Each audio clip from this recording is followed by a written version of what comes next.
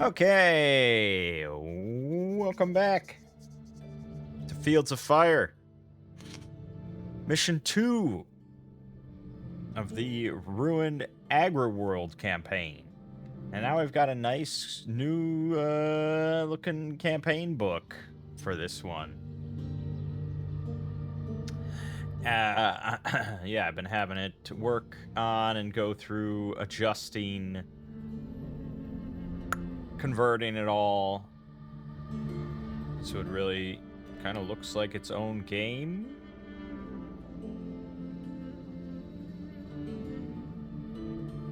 It's not perfect. This was just like an initial pass, like a first pass kind of thing. We'll want to adjust some of this later. Like messed up covering this text here.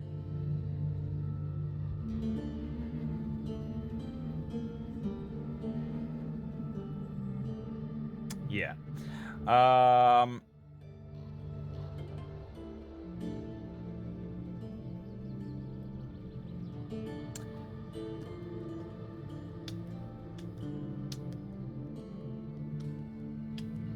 That's true. I didn't think about that. The vehicle, the Jeep carrying, like the heavy weapons, the heavy bolter or the mortar section or something, because they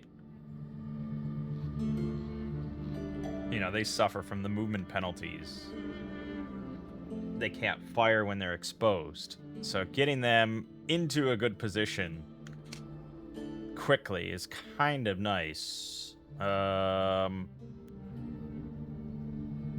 Unfortunately, the heavy bolter is here now, so getting it somewhere else. But if we could get it here and load it on here, we can go here and then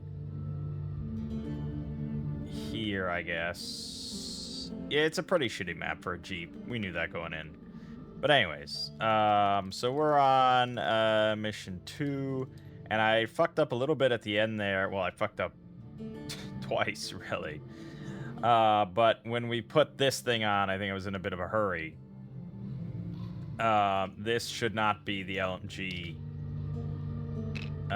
thing. This should be... Because we rolled a 10, and I think I just went to the bottom of the table and assumed it was 10. But no, it's an 11, which comes up during the counterattack event. 10 is a heavy stubber pillbox. Doesn't really change much. It was already scuffed, but... yeah, and also I didn't check this, I don't think, so it's gonna go here. It's a heavy stubber, which means it's shooting automatic fire with grazing fire. Doesn't affect anything. It doesn't have line of sight to the next card anyways, but it's got 8 belted ammo, which is a hell of a lot. I guess it would have 7 now. Most importantly, also it's unspotted, which seems crazy, but sure. And it's in a pillbox. So well, the annoying thing is there's a fucking heavy stubber in a pillbox right next to the secondary objective. And I need to, hold the secondary objective. We have to secure it. On the plus side, it's a pillbox, so it's only facing in this direction, which means we can go onto this card and, like, bombard it with shit. But it's a pillbox. It's got +5 cover. With the +1 that we would have, that's +6 overall. We need heavy artillery here. And unfortunately, it's unspotted. There's still an A marker on the Blighted Grove here, and it's turn 9. So, also our artillery box is all the fucking way over here. So, if this was a hill, then I would have actually line of sight all the way here. That would be pretty awesome, but no. So, bottom line, we're just gonna have to work through it, just step by step. I said that we would win, and I think we still will win. But I have to maintain... I have to clear the fucking mortar spotter off of here. And maintain some kind of presence here. That's tricky. So let's start with just the event. Nope. COHQ gets activated. 2 actions. 2 actions for the CO. He can activate the 2nd Platoon HQ, and he can activate the COXO. That's about it. So I guess that's what he's going to do. 2nd Platoon and the XO. XO gets activated. Whopping 5 commands. Oh, also, yeah, we have the updated command display and campaign tracker. Which, mostly everything looks as it should. The only... This box here, the short-range Vox, got shifted over. I don't know if I can move that. Okay, there you go. Otherwise, it all mapped over pretty much the same.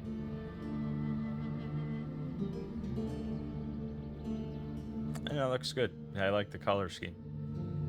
The command display is a little weird because it didn't... I don't know. I feel like the unit token marks here could be a little less opaque, because it really looks like I actually have tokens on all of them. You know, like, I guess it could have been a little bit more opaque, less opaque. Anywho,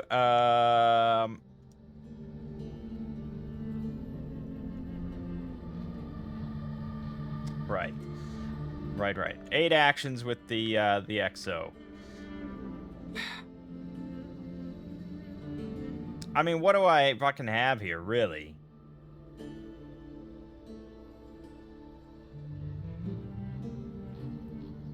I can... If I move within a card, I also get marked exposed. And thus I can't move off of the card in that turn. I can send this fire team up to 2nd Platoon. Just to maybe just shuffle it along. So we can do that for 1. For whatever good that does me.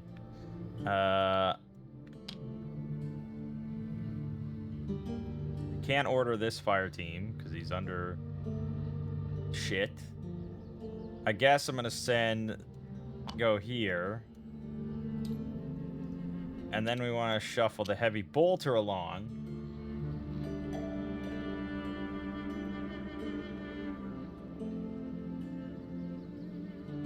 And I guess I'll send it here. But I was planning on obviously moving with 2nd Platoon, but at the same time, it's like, why bother? So I guess 2nd Platoon is not moving. So I moved 1, and then I sent him 1. And I guess that's it for the XO. 2nd Platoon, 1 fucking action. Jesus. Well, that's fine, I guess. I'm just rallying the litter team back to a fire team. That's unfortunate.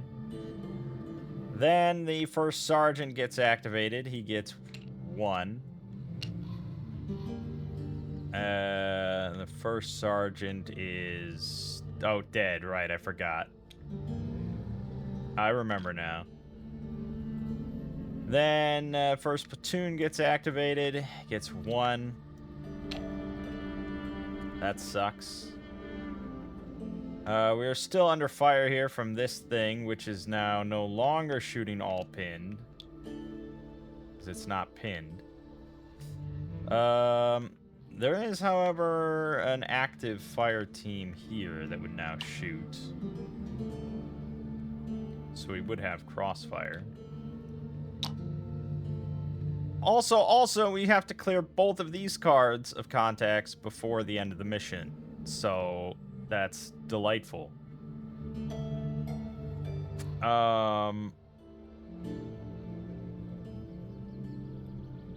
I got a mortar team here that's pinned.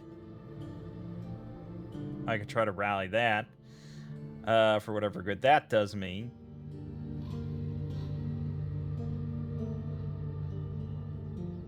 I can send, like, the autocannon onto this card for whatever good that would do me, considering we'd still be under fire.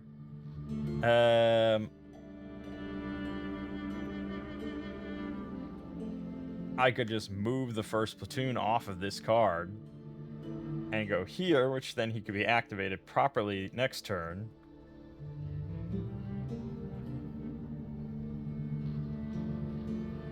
Probably is the smartest thing. I mean, we're under automatic fire here.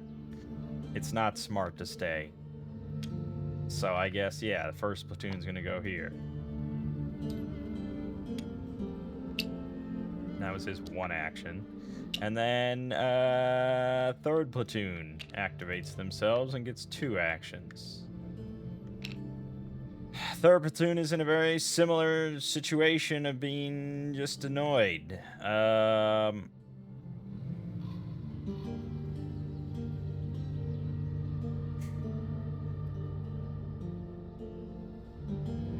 think I'm sending the 3-3 lasgun up here. And hope to God you don't die. And then I myself am going...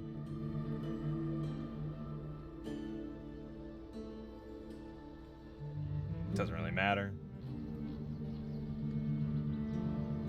Doesn't really matter. I'll join first platoon here. Maybe we'll both get activated. Okay. Still pretty shitty. Still pretty shitty.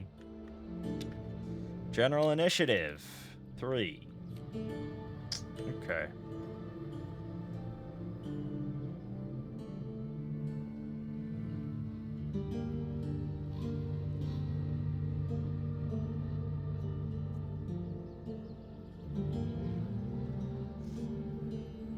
Well, we really want to flush this shit out. He's got one more fire mission, and he'll probably use it, but I gotta try. So we're gonna have this lasgun attempt to launch a grenade attack. 1, 2. Nope. So that is a missing grenade attack, which continues to be kind of bad. I don't know if I even have that. Where is... Oh, yeah, okay. Miss.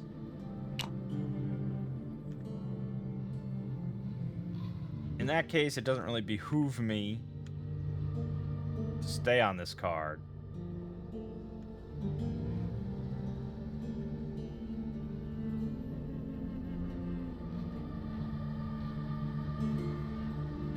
No. So he's gonna move here.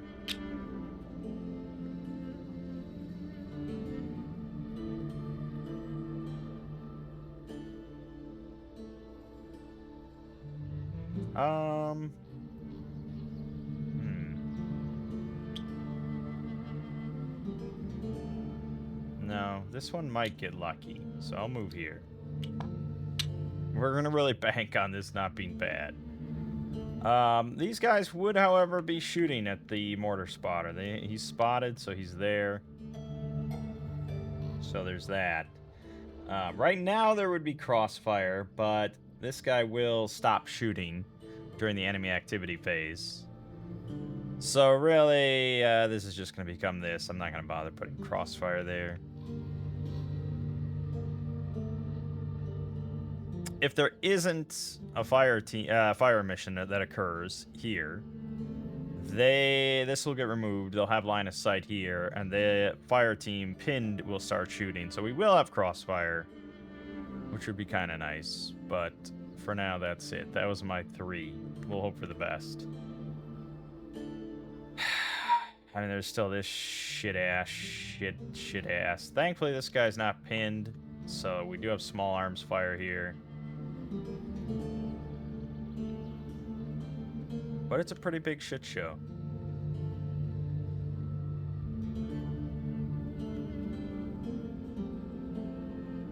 Yeah. Okay. That's about all I can do. All right, enemy HQ, event, check, blah, blah, blah, nothing. Okay. Enemy.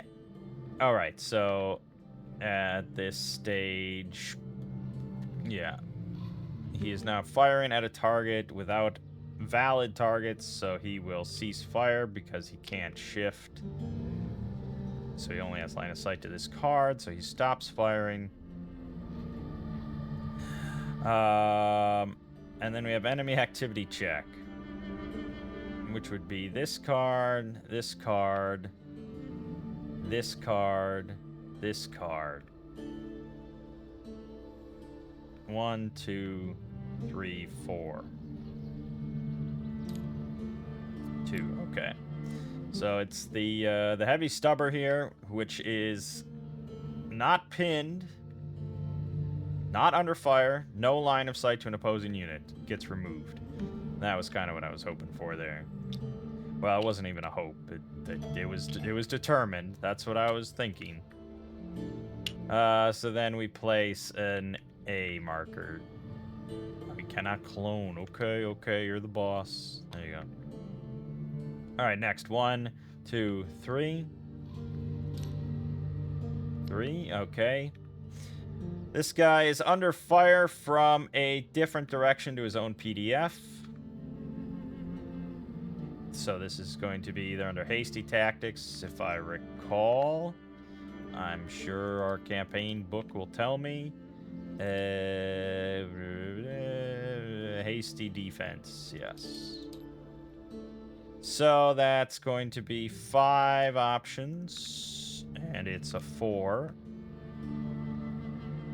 So he's going to shift PDF to direction of incoming fire. That was by far the best possible outcome.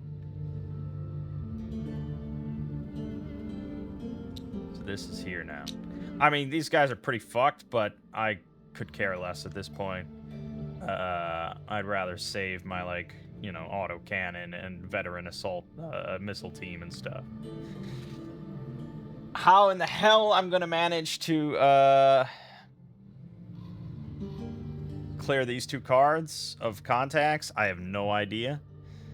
But we'll worry about that next turn. The final the final turn. Fuck.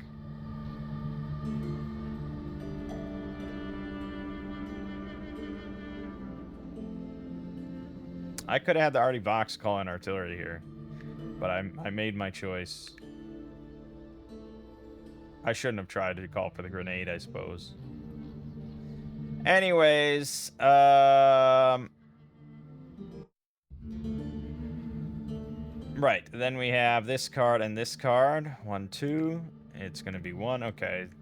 These guys are both pinned and out of cover. We'll start with the Mortar Vox. Pin, not under cover, no leader. 5 options for the Mortar Vox. It's a 5, so he is going to fall back, and we do not have to worry about his stupid fire missions anymore. The Sniper, same thing. Pin, not under cover. 5 options, and it's a 1, so no action. He's determined to still keep shooting. And problem is, he's probably going to... He's either going to become unpinned or he's going to stay pinned. The odds of him getting hit are very slim. Okay. Last but not least, this guy, who is going to continue to try to call in a fire mission here. They have 3... no, that would be listed here. That would be listed here. Mortar Vox have 3 missions, draw 3 cards. Yeah, okay. 3 cards. 1, a 2, a 3, of course. Yeah, I mean, this really should not surprise you whatsoever.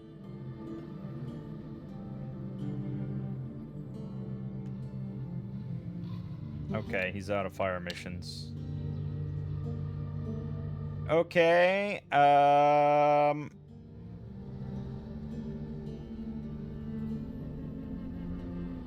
this is small arms now. Okay. That's all the enemy activities. So next is capture and retreat. I have no unpinned... Oh, no, I do. The litter team actually does retreat. It will go here with the casualty. Because they came under a VOF. Very nice. Very nice indeed. Alright, good. No AT. Fire mission update, of course. So this... potential contacts. Yep. We do have that A. And we are not heavily engaged anymore. That was the price we paid for moving off of that card. We are just engaged. So engaged. A is 5 cards. 1, 2, 3, 4, 5. Damn lucky. Secondary objective secured. No, it's primary objective secured. Great. Great. Okay, pin recovery. Yes. You are no longer pinned, which means that we are now launching heavy VOF onto this shit. You're also not pinned.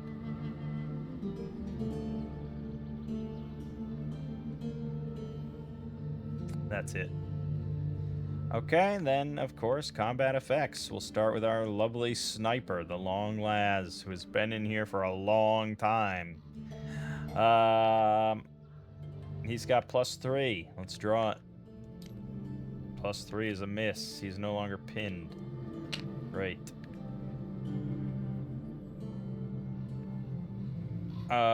These guys. The top fire team has +5. If I get hit on a +5, I swear to God. Oh my God, he's still pinned. Whatever. The other one has a +4. Miss. Okay. Nothing changed there. That's fine. Here. He's got +2, -1 because of the missed grenade, so a total of +1. Ooh, he got hit finally. Look at that. He's a line unit littered. Well. The tables turn. It's unfortunate because now he's out of fucking fire missions anyways, but now we can go in there and capture his ass. So that's pretty good.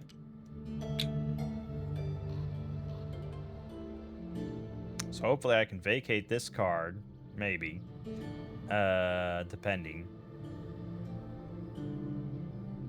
Maybe move this guy here, move one of the, well, just get one guy here. I don't care. Just get someone here. We can do this. This is doable. All right, this one, the airborne mix. He has got -4 +3. So he's at -1 right now. Hit on a line unit, paralyzed, littered. Okay, pull that team. Paralyzed and littered. Out of commission. Excellent. I mean, obviously, we've got some issues there, but I'll take it. Also, we have to deduct an ammo from here and deduct an ammo from here. This shit. What a shit show. They all have +2, -3, so -1 on everything. But they might actually get up converted. You never know. You got paralyzed and litter teams. They're not necessarily dead. It's the beauty of Fields of Fire. Alright, so litter team, again, -1. Let's do it. Hit. Casualty. Well, so much for what I just said. Alright, that's 1 casualty. Fire team, -1. Hit. Paralyzed. Okay. Second litter team, -1. Hit. Paralyzed. And last paralyzed, -1. Pinned. Okay. 3 paralyzed troops. If I had an insane, like an absolutely insane amount of of commands. I guess I could rally all of them back to an assault team and put together another line squad. But that would be a ridiculous amount for the final turn. If I had a few turns, yeah, I could do it, but it is what it is. All right. Then last one is this one. It's a -1 on our fire team. Bin. I mean, yeah, that's pretty much what would be expected. Okay, there's no longer any fire here. There's fire here still. There's fire there still. Just updating any VOFs.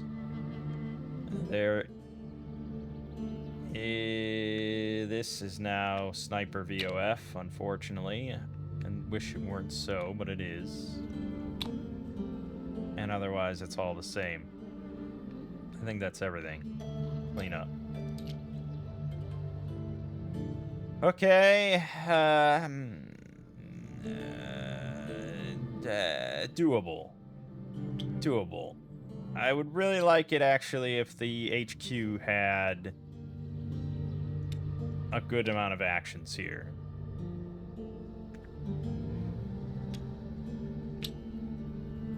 Let's draw for our event. Nope. Okay. COHQ. 3. Okay. We gotta... Because if I... No, but I can't. Well, basically, I could. I could. I would just have to not activate anybody. I could have the COHQ move here, rally this, and then send him in here.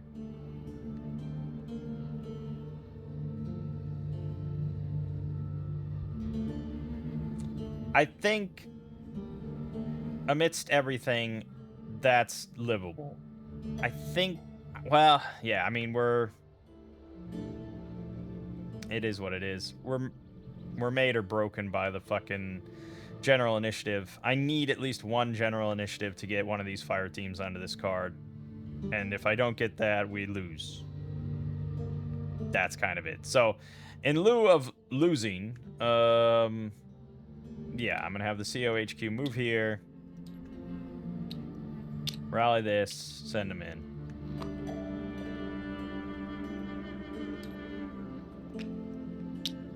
That's it.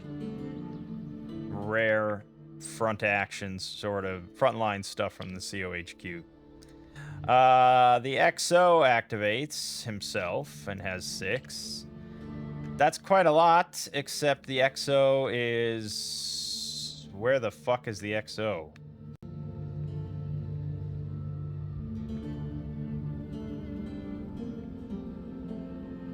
Here.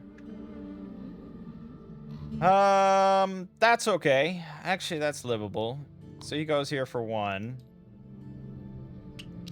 He's going to rally this to an assault team for 2, and then he'll send in the assault team for 3.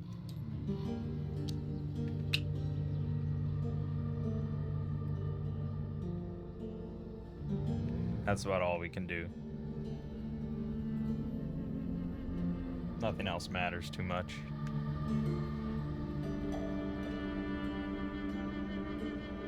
Yeah, okay. Alright, first sergeant activates himself. Nope, he's dead. I keep forgetting. I keep wishing he was here. First platoon activates himself. It gets 2. That's about what I needed, actually. Yeah, just in case I got fucked in general initiative. We're gonna move the first platoon here. Now, I probably... This right now is here. I probably should, Does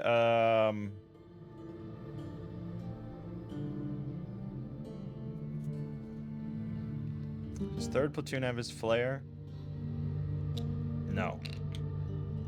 It has to be 2nd platoon. I need 1 action with 2nd platoon to fire that off. Then, yes, I think that's likely. So, just in case I get fucked in general initiative, I'm gonna have the AT team infiltrate? I mean, it doesn't really matter.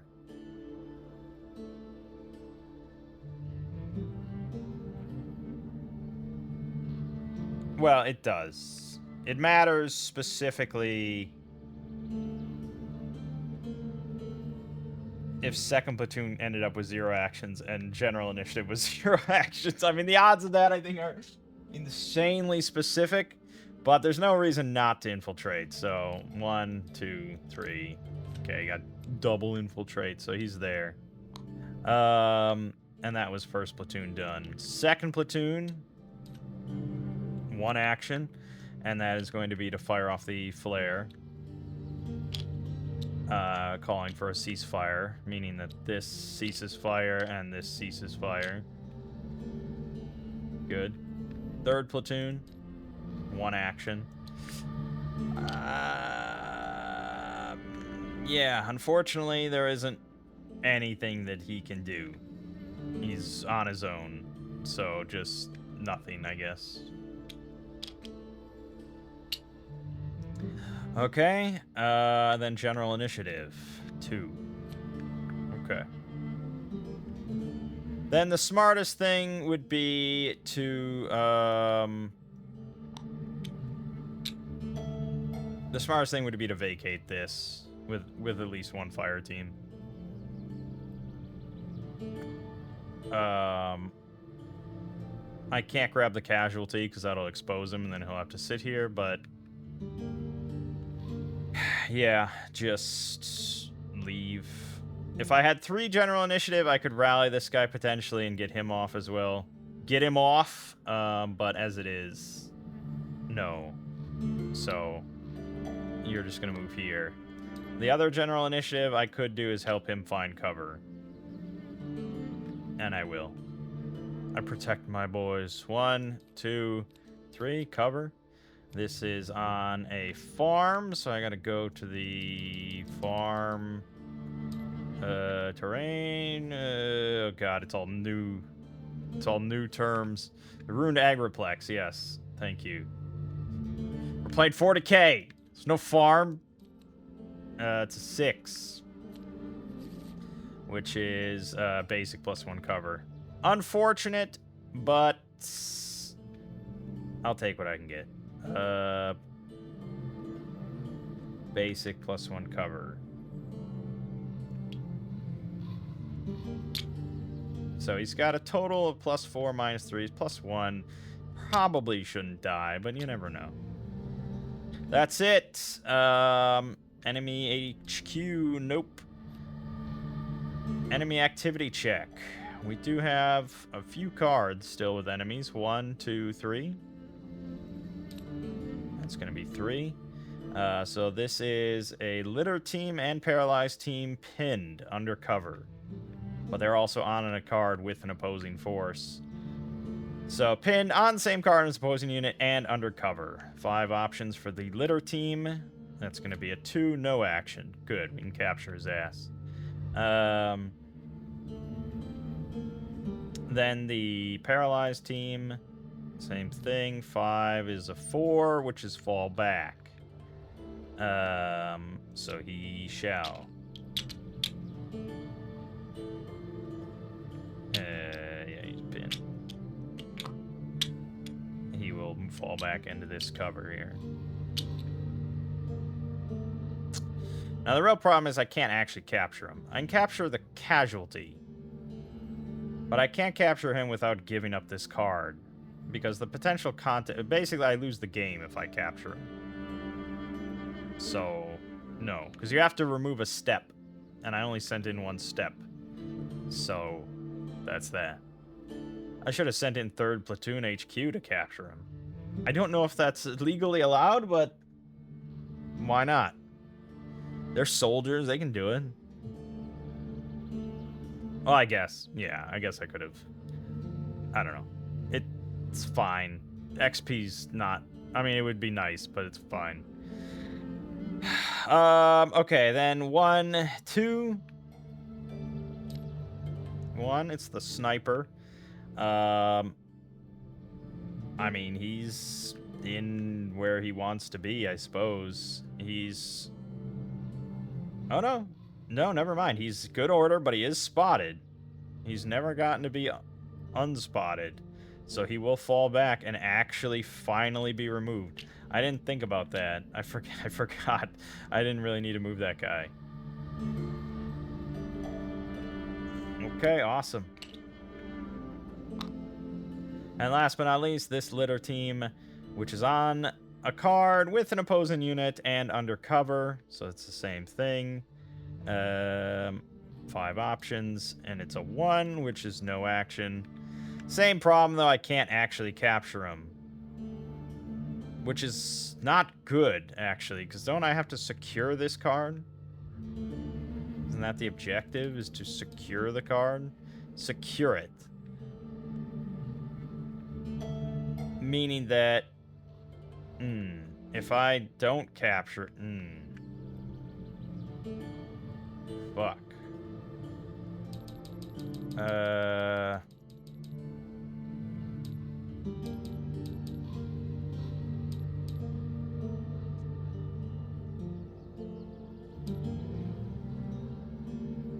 Yeah, not just cleared. If it was just cleared, then I could just capture him and there it is. But I have to secure it, which means I have to have a unit on it.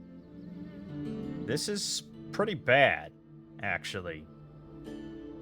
Unless there's just something I'm slightly unclear on as far as capturing prisoners.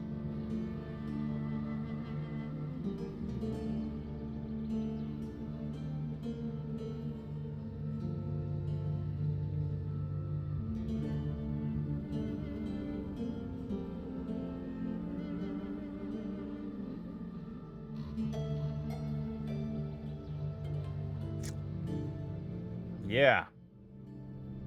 Fuck. I think I fucked myself by not sending them in. Should I retcon? Otherwise, I lose the whole mission. I have to reattempt it. That is exactly what happens. These ones, it doesn't matter. I just have to clear it. But this one specifically, I didn't think that through. So let's pretend I didn't move this guy because I actually thought about the sniper ahead of time. And instead, I sent this guy in. Let's assume that I'm not an idiot so we don't have to redo the whole mission. Which would be proper penance for my fuck up. But, you know me. I'm bad. I'm just a bad. Anyways, let's just resolve that. So then,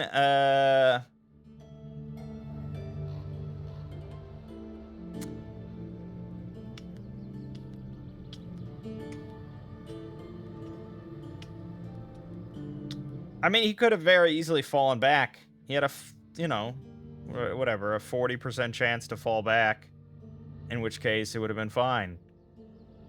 Or he's not pinned. Wait a minute, he's not pinned. No, he is pinned. Wait, how is he not pinned? Didn't I blow the fuck out of him? He was definitely pinned.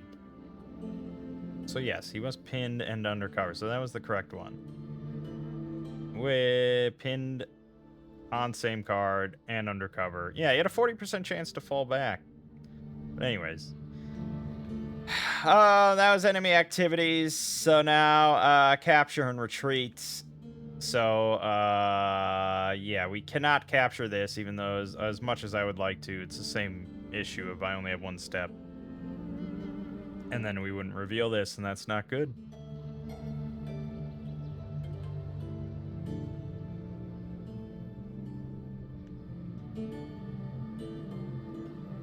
Yeah. So then, but we can capture this one here. Just convert this. Technically, like, we'd put an assault team unit here. And I suppose I should, because that actually matters for, reconstitution afterwards. You'll see. Okay, and then, no AT, yes, this finally gets removed for whatever good that does us. Pinned recovery.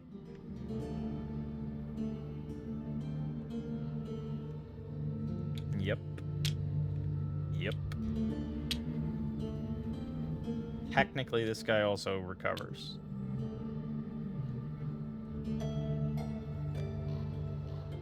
Okay. Then potential. Oh, I skipped that potential. Yeah. PC. I forgot. These two. Now, we are actually heavily engaged. No, we're not. Yes, we are. Technically, there is a VOF here. And there is a VOF here. So we have 2 cards with VOF, which means that we're engaged. Heavily engaged is engaged, and at least 1 card with a VOF has both enemy and friendly units on it. So we are still considered heavily engaged for this. We have 2 options. It's going to be this one with the in the crop berm. Heavily engaged. B is 2 cards. 1, 2. We're clear there. Cleared. And then this one. 2 option. Yeah, 2 cards. 1. God damn it. Okay. Contact B. Fucking hell. Then 5. B5 is package 3. Support weapon nest. A belt-fed autogun team in foxholes or a heavy stubber team in foxholes. 2 options. It's the heavy stubber team in foxholes. Okay. Heavy stubber team. Where did I put that heavy stubber team? Same thing we had before. In foxholes. Here. They are spotted. Direction is going to be 1. That's straight up, but it can't be 1 because there's a paralyzed unit here. So pick again. 3. No, it's still. I mean, you know, I don't know if I have to keep drawing. It has to be here. So, like, why bother drawing, I suppose? Maybe that's not the right way to look at it. I mean, you cycle through the deck. So basically, I draw. I don't know. I don't know if that's how you're supposed to do it. But I have to draw until I get a 5 or a 6 out of 8. Nope. Nope. There it is.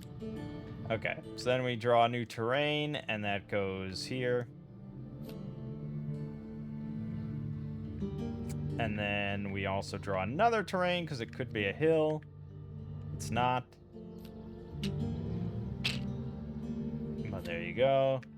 And then the heavy stubber team here. Shooting into here. And it's pretty bad. Because I do have to clear this. So I probably should have just fucking captured him. But I had to resolve the PC. So I couldn't capture him. So, God, it's bad. Cleared. Has to be cleared of the marker and enemy units. Which means that if this fire team does not get a kill on this litter team, we lose the mission again. We just played this way too razor thin. It's tough, man. I definitely had nowhere near this many issues on my first attempt on my own. Problem is, it's not good. He has +3. I have to clear him. I have to get a hit on a +3 that converts him to a casualty. That is the only way that we win the mission now. Well, no, not exactly true. I mean, it is mostly true, but there is now incoming fire. So there is actually automatic weapon fire here. Which will hit the friendly, but still, it doesn't change much.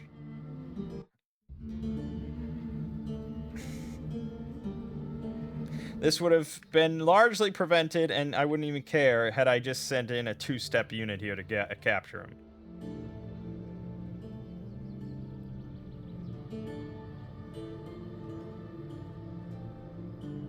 I think we lose, to be perfectly honest. I don't see how we...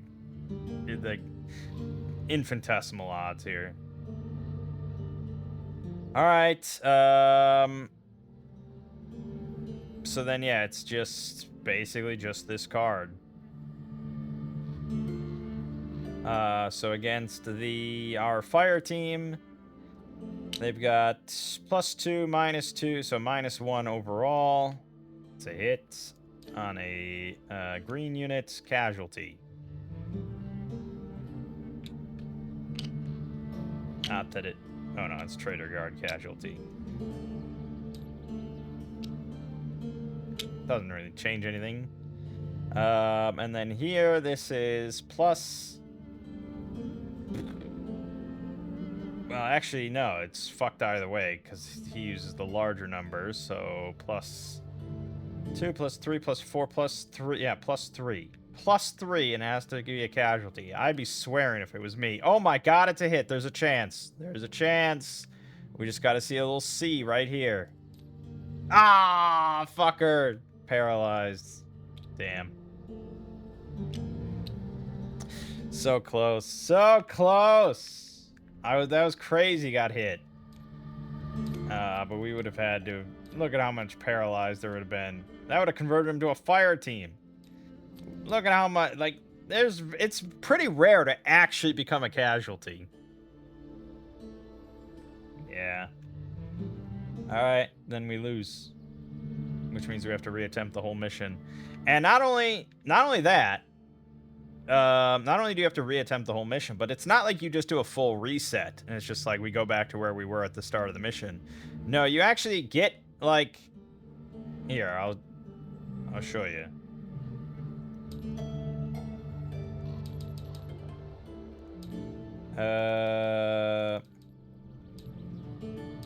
Actually, I don't even know if it's in the campaign section. No, it's not. It's under like... It's under like the mission sequence or something like that. Reattempt here. Yeah, you add up total XP for the previous attempt. Keep track of points rewarded for clearing and securing cards. You cannot receive XP for clearing and securing the same card twice in the same mission, even in separate attempts. Rally any weapon team, squad, and HQs on their fire team to the good order side. Reconstitute squad, HQ, and company weapon teams from lats, regardless of where they're currently located on the map. Each lat, including assault team, count as one green step during this sequence. Use XP to promote any steps you want in order to upgrade your squad, HQ, staff, and weapons team while reconstituting. Any lats not used for reconstitution in step 3 become fire teams. So all the paralyzed units and stuff, if you don't use them for reconstitution, they just get upgraded to fire teams and that's it. Reposition friendly units to any secured cards. Remove all casualties, friendly and enemy from play. Remove any enemy paralyzed and litter teams. Leave any found cover markers or mines on the map. Leave any enemy unit that's under a cover marker in that cover. Replace any enemy unit not under cover marker under the best cover marker on the card, which is available for use. Flip any burning wreck markers. Remove pin, PDF, and VOF markers. Remove save commands. Resupply all assets and ammunition. Reset available fire missions. Place a turn marker on turn 1. Start the sequence of play. This may result in PDFs and VOFs being placed immediately. No additional PC markers are placed. Spotted and unspotted status of all units remains the same. The offensive simply carries on from where it left off and you attempt to take the objectives again. That's kind of insane, isn't it? I guess it's not really much different. Basically, we kind of just do a reconstitution now instead of had we won the mission. Like, basically, we just get extra time.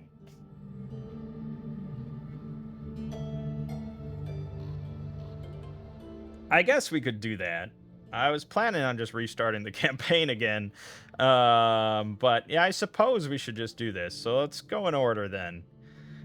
There's no weapons team, squads, or HQs on their fire team side. So that's that. Reconstitute squads, HQs, and company weapon teams from lats, regardless of where lats are currently located on the map. They all count as green. So let's do that first. We have numerous missing squads. And we don't have enough lats to really bring them back. We can bring back the first sergeant, though. And I suppose we will. So we're going to bring back the first sergeant, who is now green.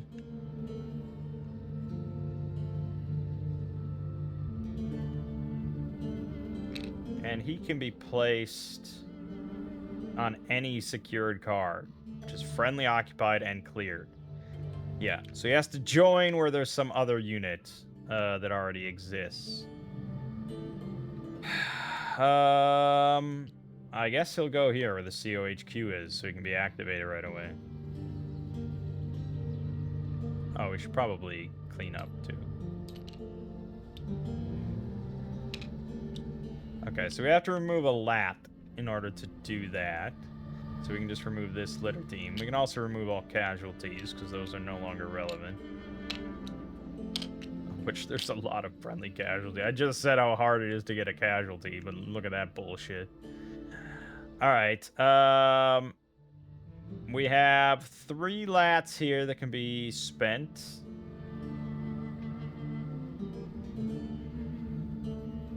And that's kind of it. Yeah. Fuck. Alright, so 3 lats.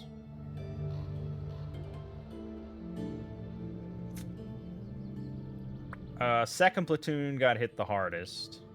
They lost 1, 2, and 3, 2. So I suppose...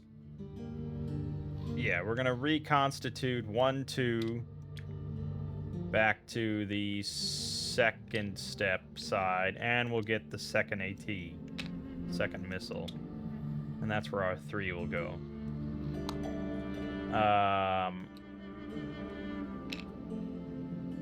1, 2. Where's second platoon? Here, yeah. Okay, just go here.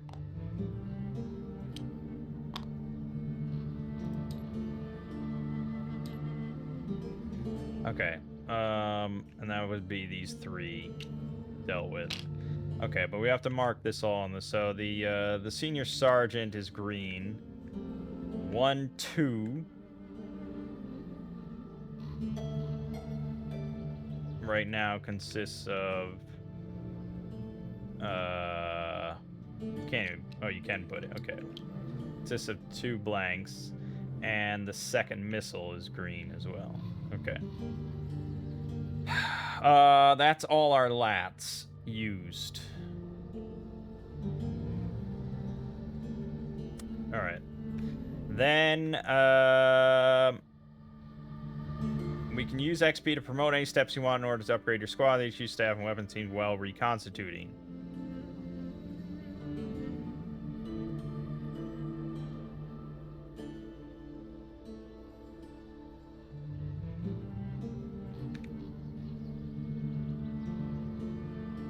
Now, one thing you get when you finish a mission is replacements. You get 6 replacement points, which would allow me to actually bring back these squads completely.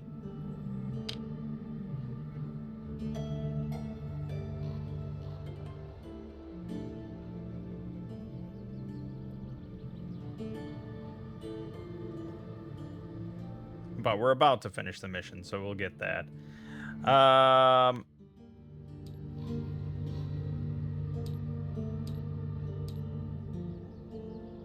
Then, let's see.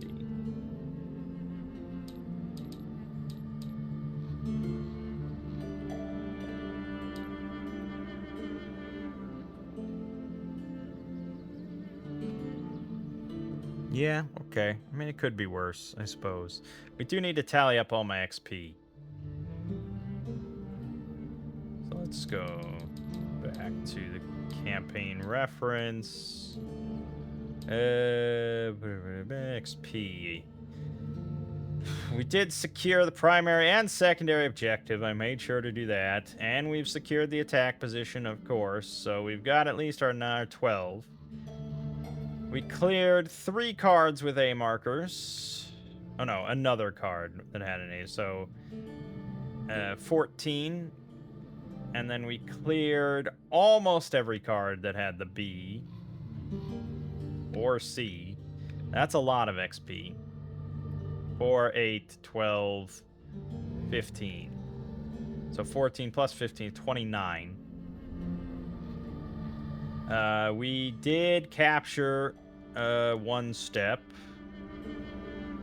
So that's 31. We successfully evacuated a friendly casualty, so that's 32. Did I ever perform a successful point-blank grenade attack? I probably should mark that as I do it. But I think so. 33? And then an HQ event marked with an asterisk, which I had to do. That one I'm not so sure. I don't think there was many events.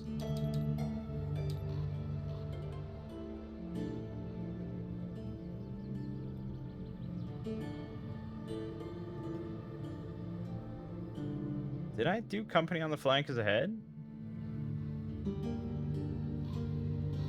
Or was that the first mission? I don't know. Let's just say 32. I'm just this is scuffed enough, so just do 32.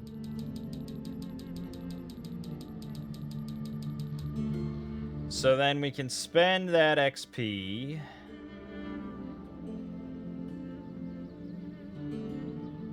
Lats removed as prisoner guards for other event-related reasons cannot be used for reconstitution. Interesting.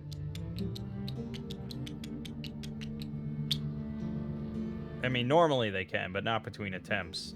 So, does he just stay here?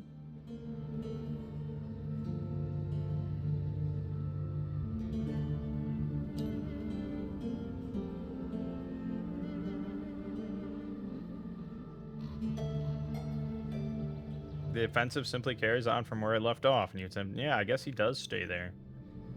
I can just spend XP now if I want, which is kind of valuable. Well, we certainly want to promote everybody. So 3, 6, 9, 12, 15, and then 16 for the senior sergeant. So that's 16. That brings us down to 16. Veteran line. And I like that it automatically updates all that. That's very nice. Very well done. Okay, that was 16. Then we can promote the second AT to line for 1. And then 3, 6, 9, 12. To get all our weapons teams up to snuff. Which leaves me with 3 left. I guess I'll just promote. If I could just pick one, pick a guy to become a veteran.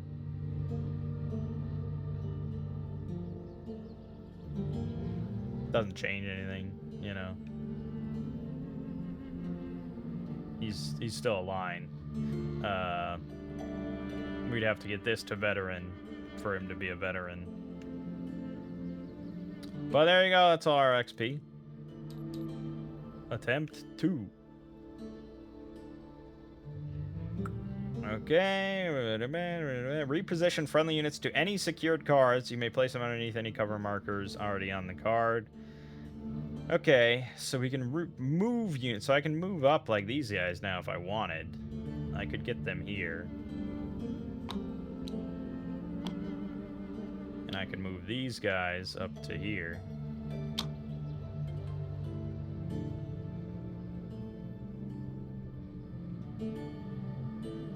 But ultimately, like, it doesn't matter. This is the, like, all I have to do is just move a fucking 1-step or 2-step unit here and we win. But we might want to just wait. We might want to just wait because...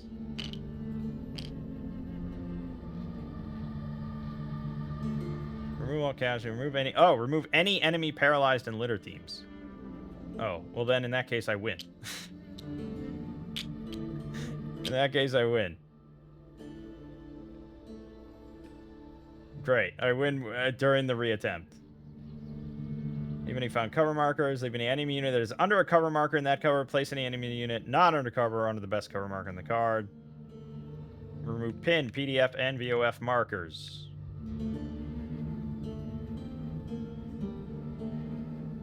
There is a button for reattempt, which I could have just hit. But now I'm scared to hit it, so I'm not going to do that.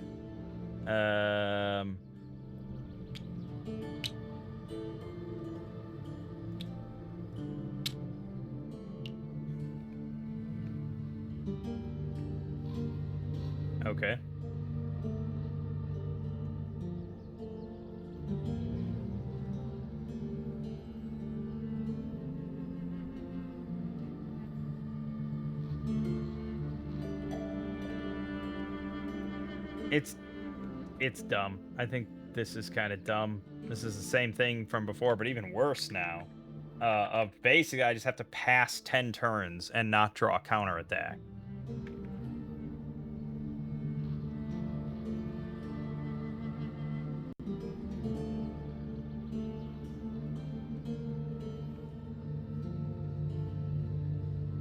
Which is just dumb.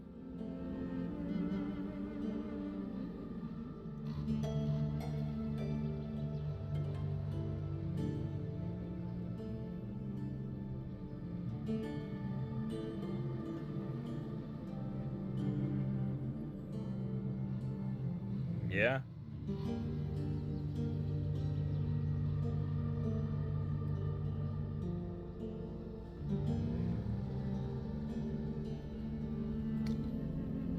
Yeah, I mean, that's very clear. All right. In that case, then, we had units here and we had units here in the staging area. Which means that... Let's see, we had these two were here. And the green. These two were here. That means that I can reposition... Well, I guess, no, it's not really clear if that's... I have to leave these guys here and this guy here, but I can move him into foxholes at least. Then we can reposition to get as close to the staging area as possible without breaking the...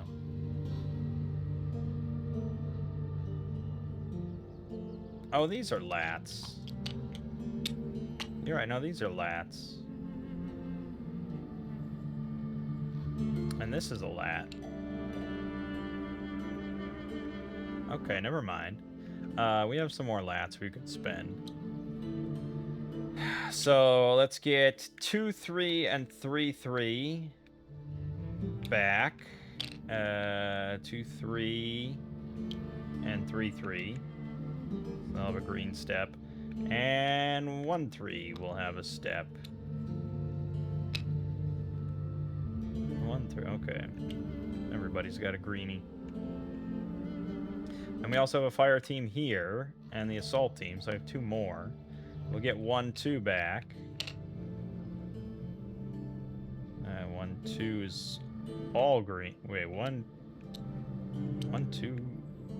Yeah, 1, okay, no, that's correct. I've got 1 more, the assault team here. I think everybody is good. Oh, no, 2, 1. There you go. 2, 1 will also have a greenie. Alright. Then I can reposition, so we're just going to get everybody as close to the staging area as possible, assuming that I'm not allowed to be on the staging area.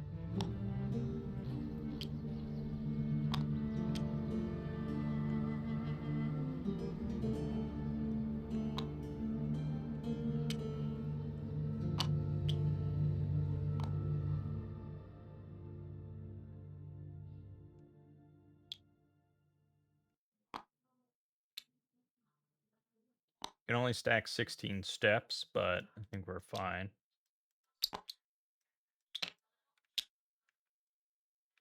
And that's it. And basically, we're just going to move everybody onto the staging area except for these 2 teams. I guess I'll move the missile team as well. We're just going to get everybody onto the staging area and then just sit. And I have to go through all the fucking draws again for 10 turns, but, you know, it's pretty slim odds.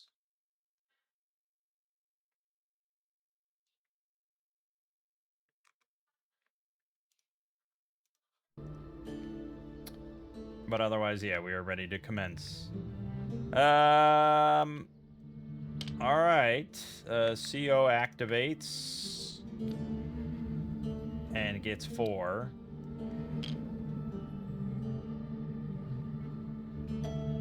He'll activate 2nd and 3rd platoon. activate the XO and the first sergeant. Okay. XO gets 3. Oh, he's a veteran now. That's right, 4. Oh, my CO is a veteran. But he couldn't have activated first platoon. So he'll just have moved here. Okay, the XO is going to move the Artie Vox and himself. And yeah, I got to draw for all this shit. Oh, the XO. No, yeah, that was correct. He'll also move. Oh, no, that's third platoon. No, we're all good. So that's fine. Then the first sergeant just got 1. He's a line unit, so he got 1. He'll just move himself. The second platoon gets 4. In which case, he's going to squad move onto this card for 2. Third platoon, 3. I mean, yes, this is admittedly kind of dumb, but we're gonna do it. We're gonna fucking do it. First platoon activates himself, gets 1.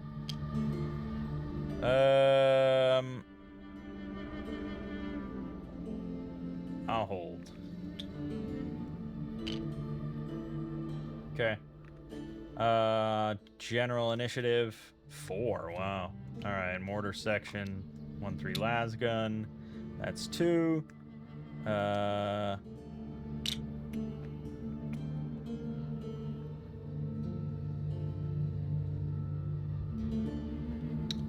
guess you're just gonna find some cover just in case. 1, 2, 3. Got it. Oh, not foxholes. Basic cover. Okay. And then I have 1 more, and I guess I'll just activate. No, it doesn't matter. Doesn't matter. Just move the autocannon in. Okay, that's it. Enemy HQ. Yup, here it is. Nope, it's a 1, which is to evacuate casualties. Great. All right. Then enemy event. This guy just gets removed because he has no line of sight on opposing units. And we put a B there, I think.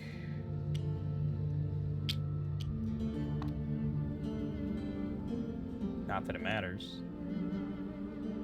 Okay. That would be it. That would be everything. That would be everything. That would be everything. Blah, blah, blah, blah, blah. Clean up.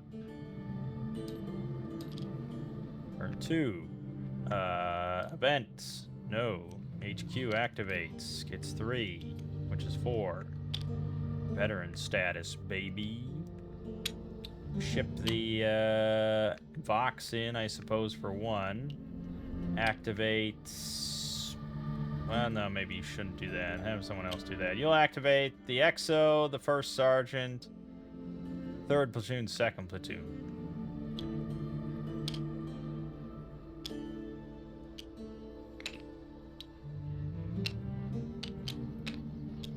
Okay, the XO, it's 4, which would put him at 6, which would put him at 7. Jeez. He'll ship the Artie Vox in, and he'll ship himself in. That's basically it then. The first sergeant gets 2, which is 2, and he's just going to move himself in.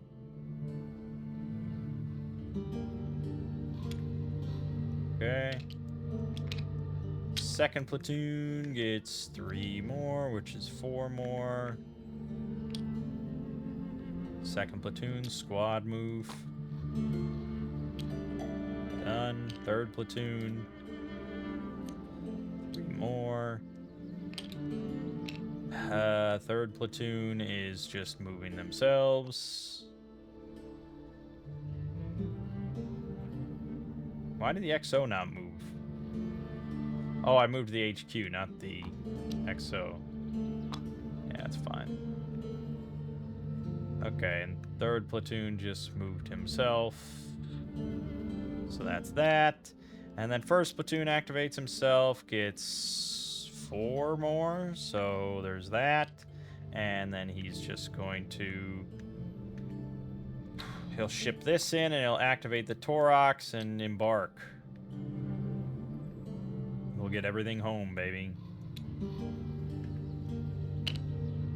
Okay. General initiative. 1. I guess the HQ will just move.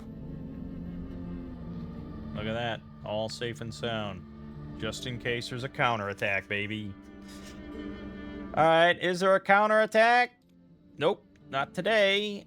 Then we can skip a lot of stuff, but the Torox does move.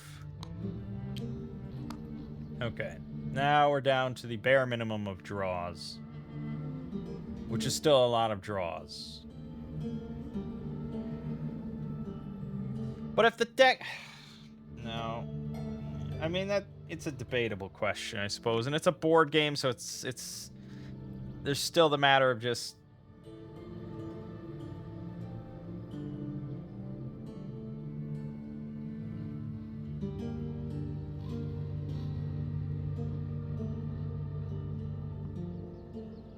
There's still... Yeah.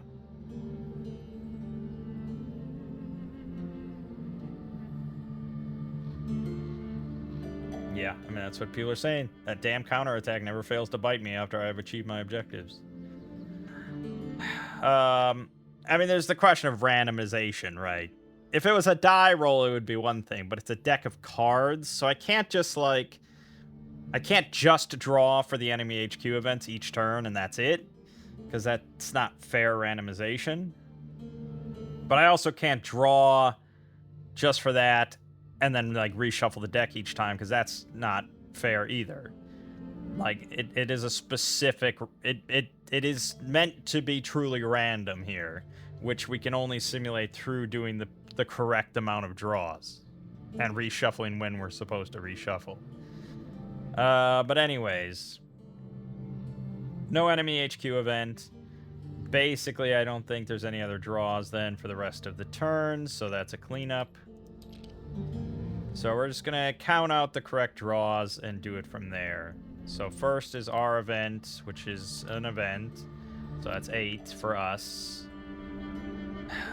Which is Battalion is screaming for action. What we're already, you can ignore that. Then the CO's draw.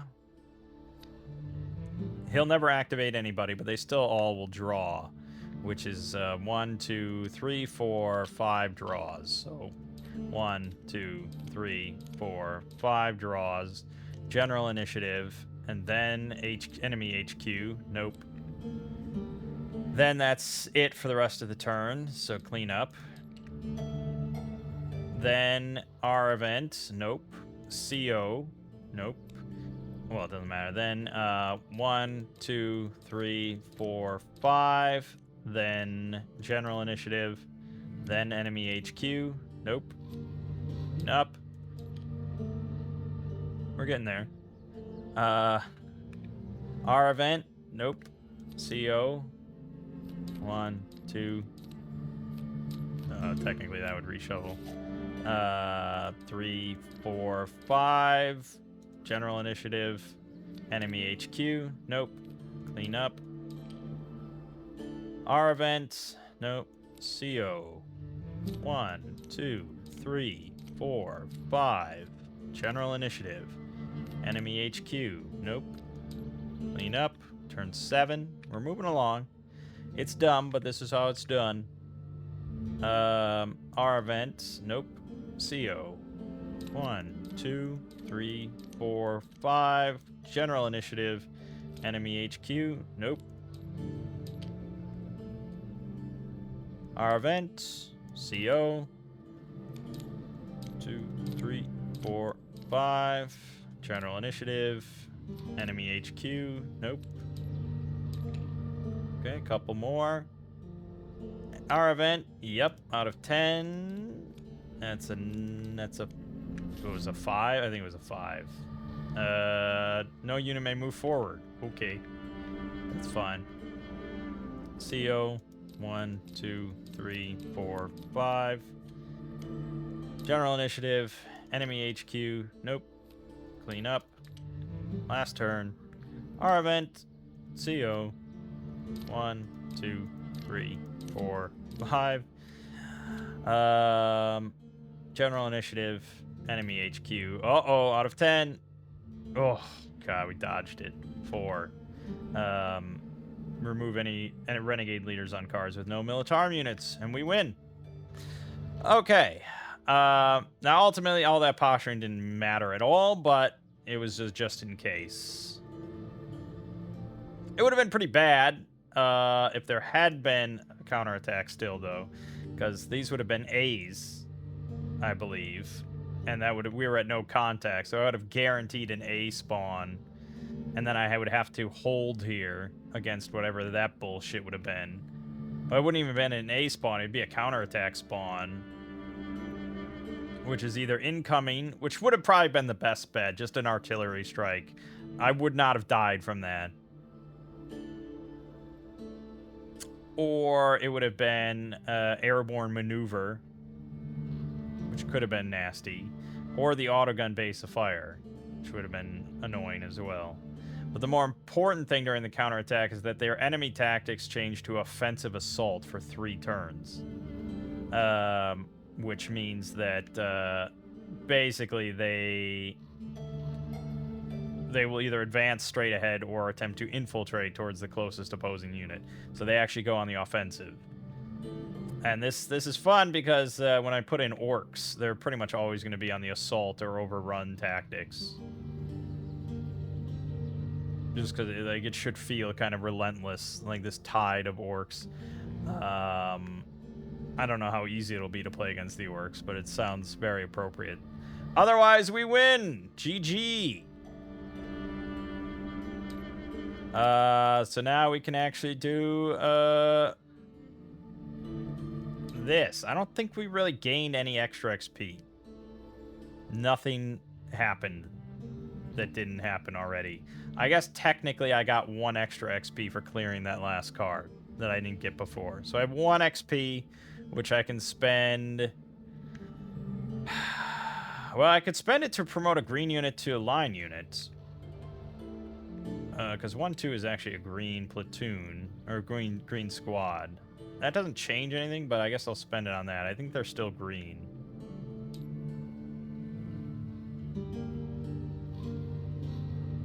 Yeah. Line. Green line is a green. Yeah. Okay. But we get 6 replacements.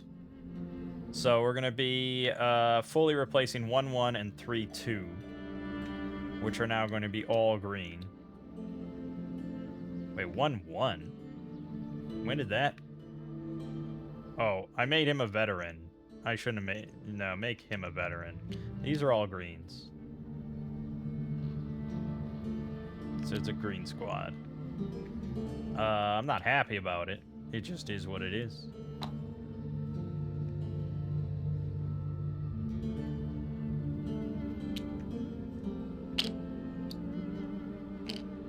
Okay. That's good. So that was, yeah, because we get 6 replacement steps at the end of a mission, as described in the campaign briefing. You add 1 veteran replacement for every 4 casualty steps suffered in a mission. God. Did I suffer 4 or was it 3? No, it was 4, wasn't it? So I got a veteran replacement. Okay, then 1-1 as a veteran instead.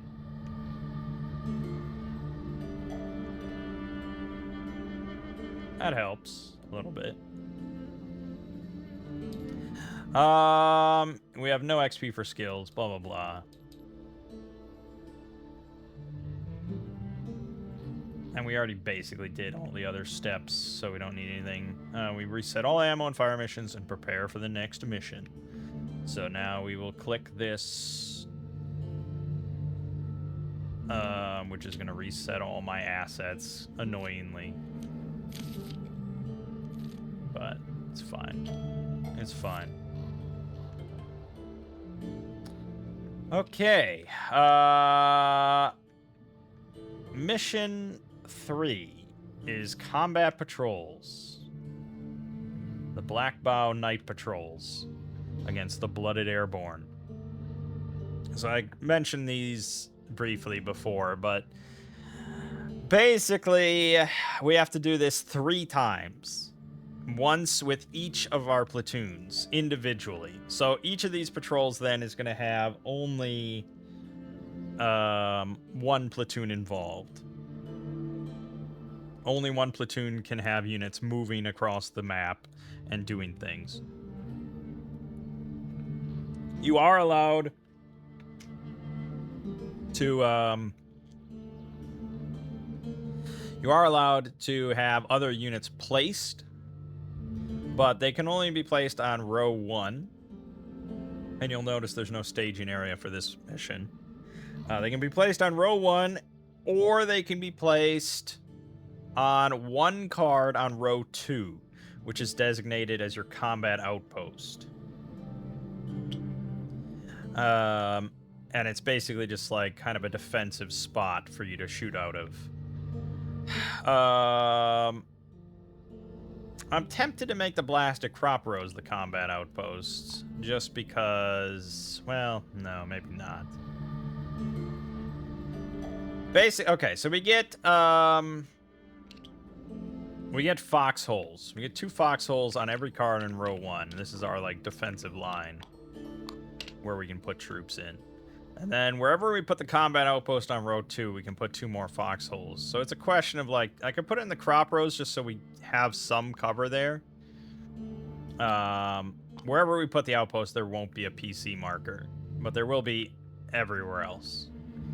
And the thing to remember is that we actually reuse this same map for mission 4, including any cover markers that we uncover or are placed or whatever. Not including, I think, basic cover. I'm not sure about that.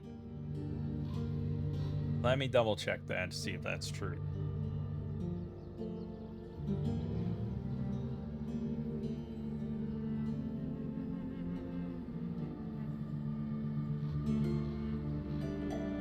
I guess it's cover.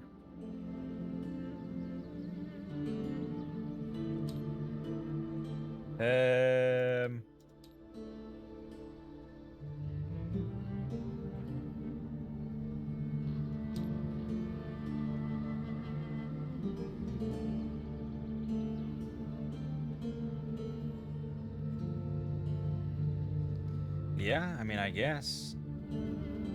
Retain all friendly and enemy cover markers. I guess you do keep basic cover. I think I played it without doing that, but yes, I suppose you would. It's a cover marker. It's not a field fortification. It doesn't say field fortification.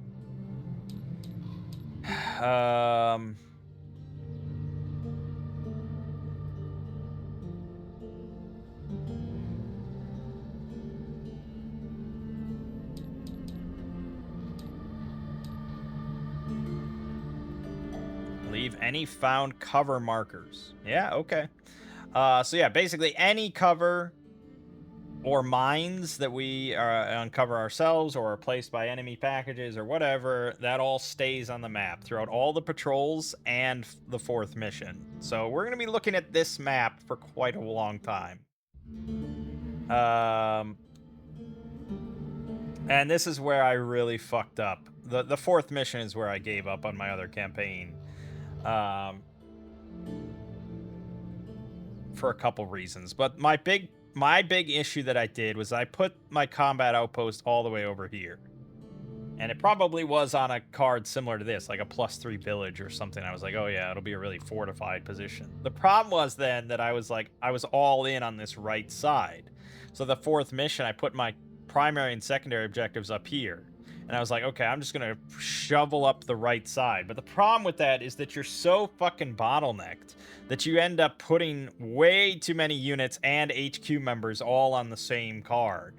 And thus, then when I got counterattacked, I put like a fucking A marker on my combat outpost where I had basically 2 platoons worth of troops and HQs, and it spawned like an LMG team right here, and it was just a -1, but it was on this entire card with no option for me to do anything, and I just got utterly decimated because most of them were out of cover, and it was probably like a +2, not a +3, but still, it was a +1 against my 2 full platoons, and it was just horrible. As you've seen, a +1 can still be very deadly. So you don't want to bottleneck yourself. I want to focus a bit more on this center. So I suppose I'm inclined to maybe just throw it in the windbreak. It's a dependable enough position. I'm not going to get great line of sight from anywhere. One thing, though, the Ruined Agriplex here does actually have full line of sight onto the Blighted Grove. And the Fortified Crop Berm here actually is on a hill. So it actually has line of sight. Well, it has line of sight to all the way up here. And also has line of sight all the way up here. This is an insane position, and I'm definitely going to be putting, like, a heavy machine gun or something on it. Or probably the mortar section will go here. Yeah, excellent spot for the mortar section. Because then it's no grazing fire. So if I spawn something here, here, here, here, it can just rain down heavy fire.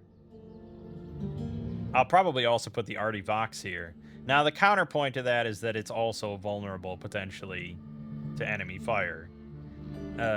If there's, like, a tripod-mounted machine gun here from the enemies, it could fire and hit this and this, which is pretty bad. But we'll be in foxholes, and it's a decently enough fortified position, so yes, that's going to be good.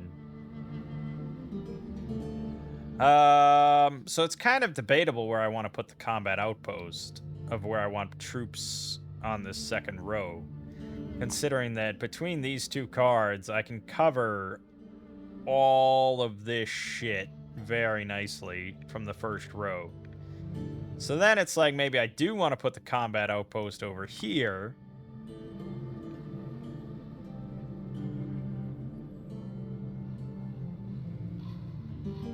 No, I'm still going to put it in the middle. I still like that. It allows us to cover this potentially.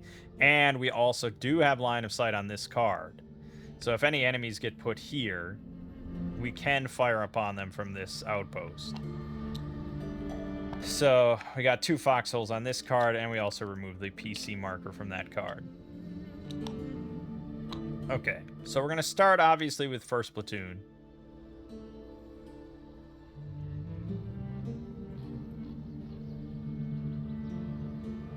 And,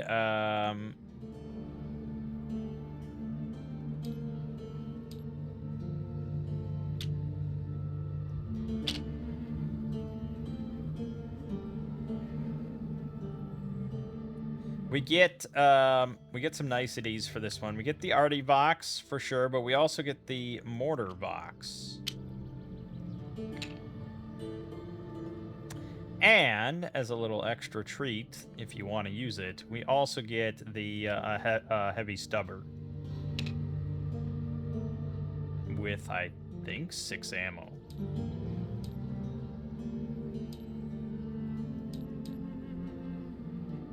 Heavy Stubber team. We get 2 of them, 1-1 and 2-1, with 6 ammo each.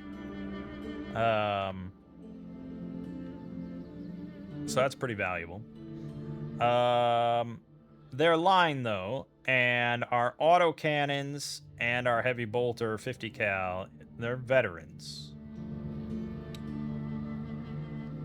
The only thing that the heavy stubber has and is as an advantage is grazing fire with very long range, which means if I put them on here, they could shoot all up here and hit everything. But that's also a potential risk, which is why I favor the mortar section.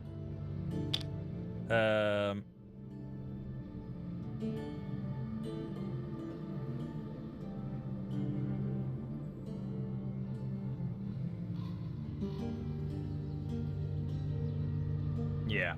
So we're going to put the mortar section here under the foxholes.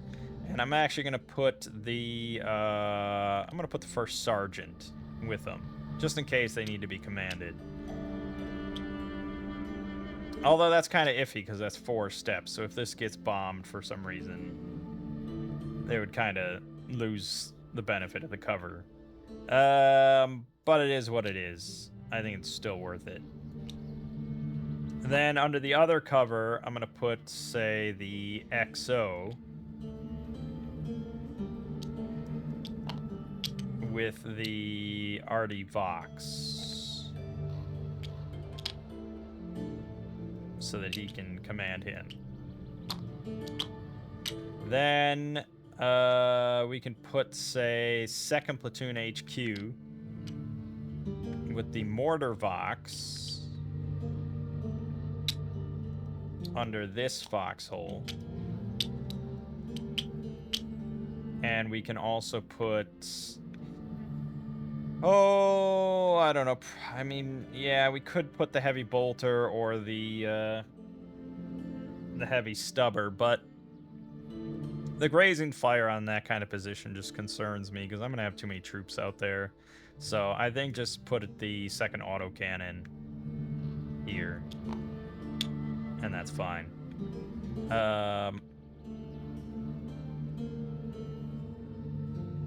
We're going to put the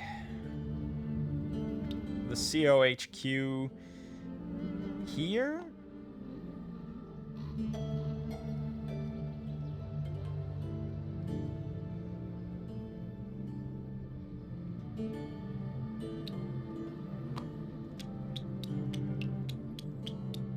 Yeah, that's a fine enough spot. I mean, at a certain point, the patrol is going to be cut off from getting commands. The COHQ can't ever move, you know.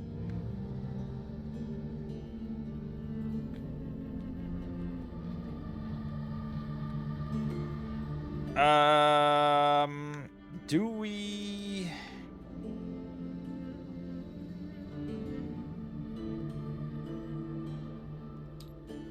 Doesn't really say here. Maybe it says...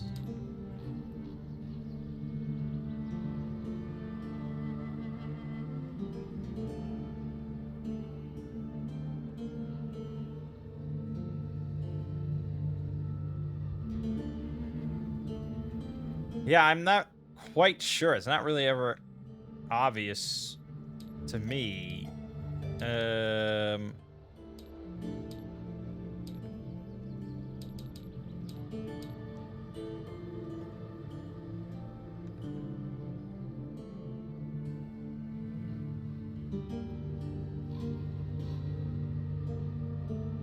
It's not really ever obvious to me where your units for the active platoon are meant to start.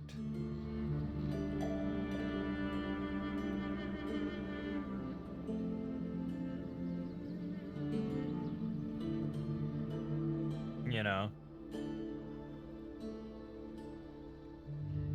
I usually start them in the first row rather than the combat outpost, but I guess they could start in the combat outpost? I doubt I'll,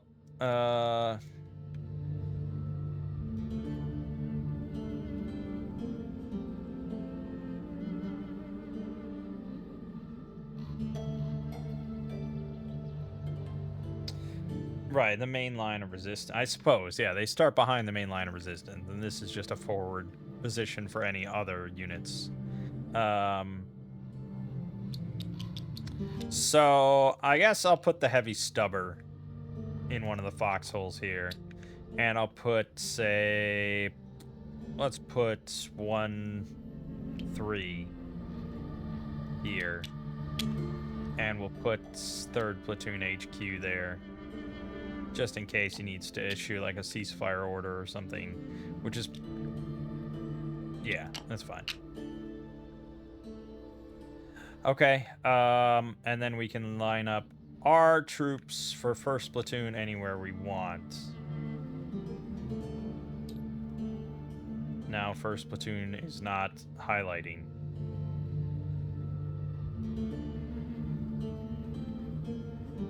It's kind of annoying. There you go. Yeah, we also have this. So we have that.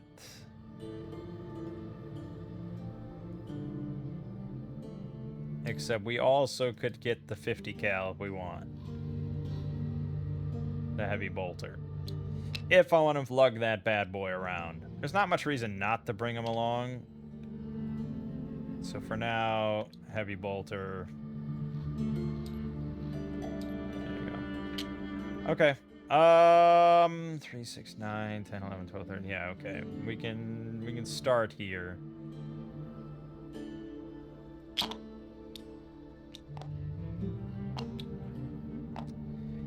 All right. The objective. We haven't really mentioned that. So that we have a primary and secondary. No, we have a primary objective on a card of our choice within row 4.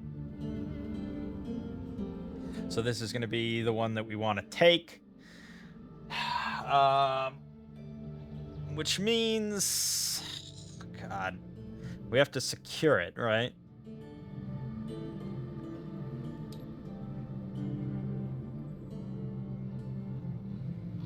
No. No, we don't even have to secure it. That's right. We don't even have to clear the primary objective.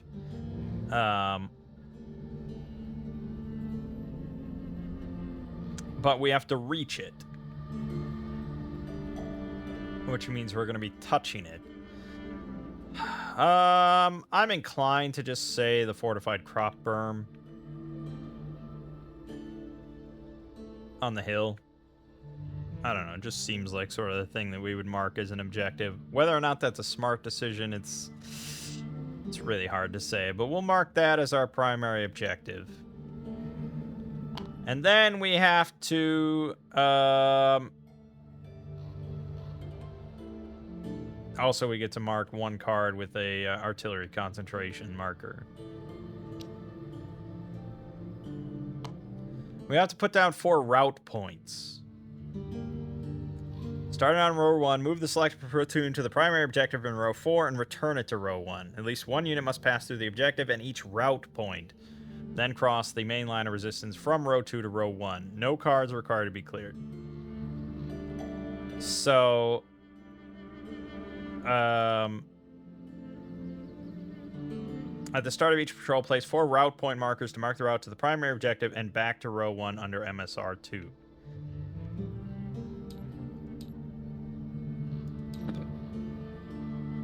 Four separate cards in rows 2 through 4. This may include the primary objective, but it doesn't have to. At least one unit must enter each route point card to complete the patrol. And we have to do that in order. So, basically, right. So we could do it where it's like route 1, 2, 3, 4. And then we just have to have one unit, and does not have to be the same unit to each one or anything. It just as long as we have any one unit enter those cards in that order at some point. So we have to go here, here, here, here. But you can have units in 4 just sitting there before we even go to 2, you know? It's just this doesn't get removed and activated until we do it in sequential order.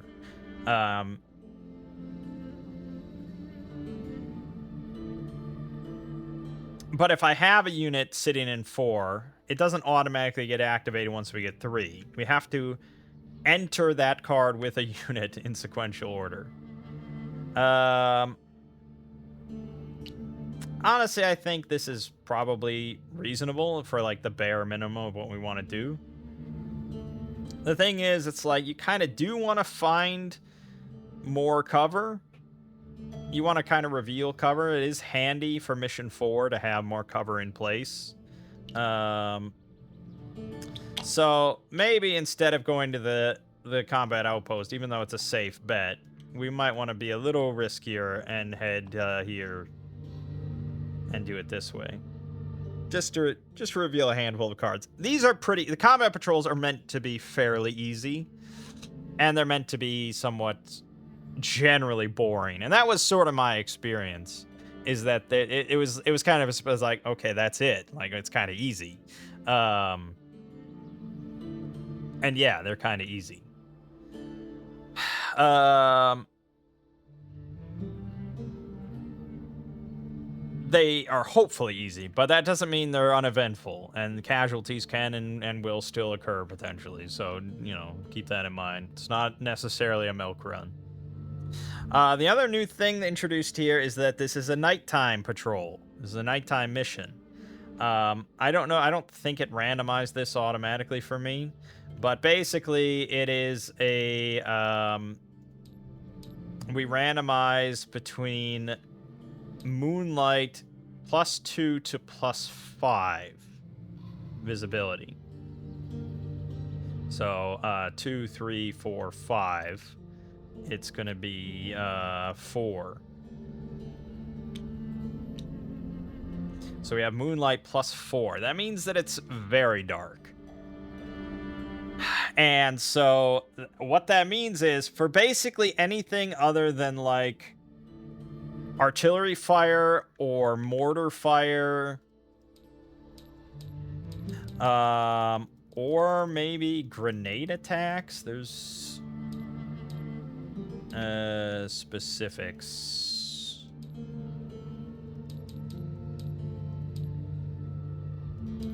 No, I think that's all the way in like section 9. Illumination, visibility. Yeah. Except for grenade attacks, off-map fire support, mines, claymores, and booby traps. Every other form of attack, every other VOF is going to be modified by +4. Meaning that it's very hard to land normal gunfire onto enemies, because that's in addition to any cover that's in place and any other modifiers.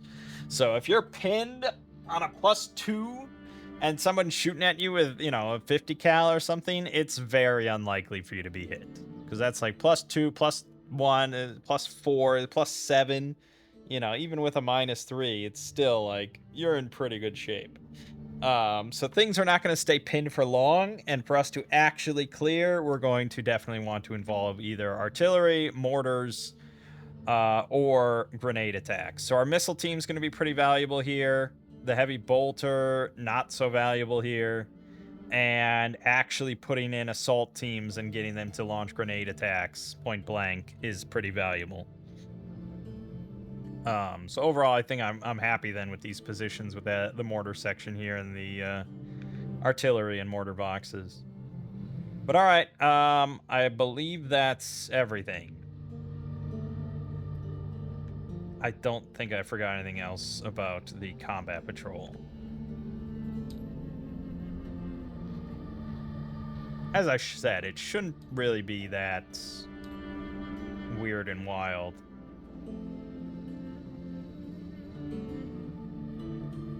All right, so let's start. No event on the first turn. The COHQ activates and gets 2 +1/+1 because of no contact.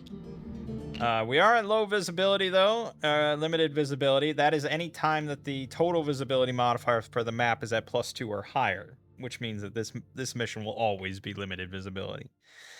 Which means that we can only spend 4 commands per impulse for any HQ or staff member, which does affect things as well. It's going to make it a little bit harder to move large amounts of troops and do a lot of stuff in one turn.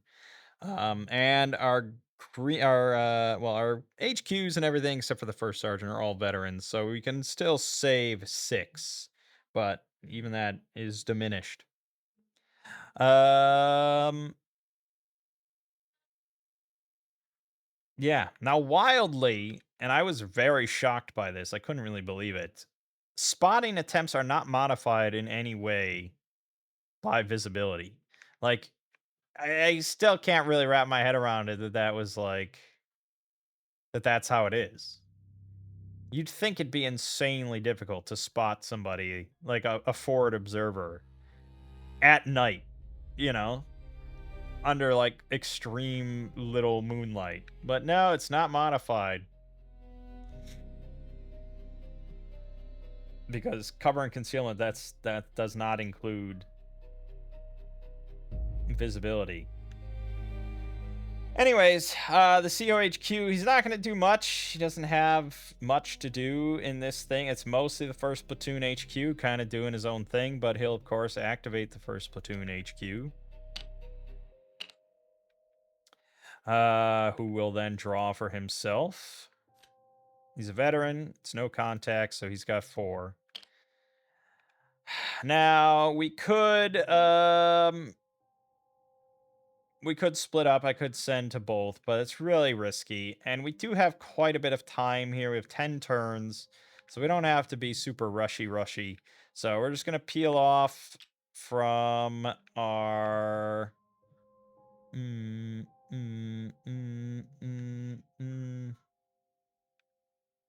Yeah, 2-1. Peel off an assault team. And we'll send them in. And hope for the best, which means we got route point 1 immediately. Done.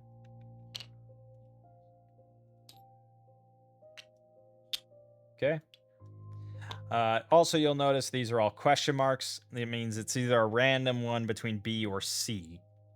We don't know until we get on there. If it's a B, it's an auto contact because we're at no contact. If it's a C, it's fairly likely, but it is what it is. And then the top row is, of course, A's. So that was 2 commands, and that's it. Technically, and this is the reason why you might not want to bring them on the field, just due to annoyance. I believe I have to draw and activate, like, the first sergeant and stuff. I'm not sure if I can choose not to.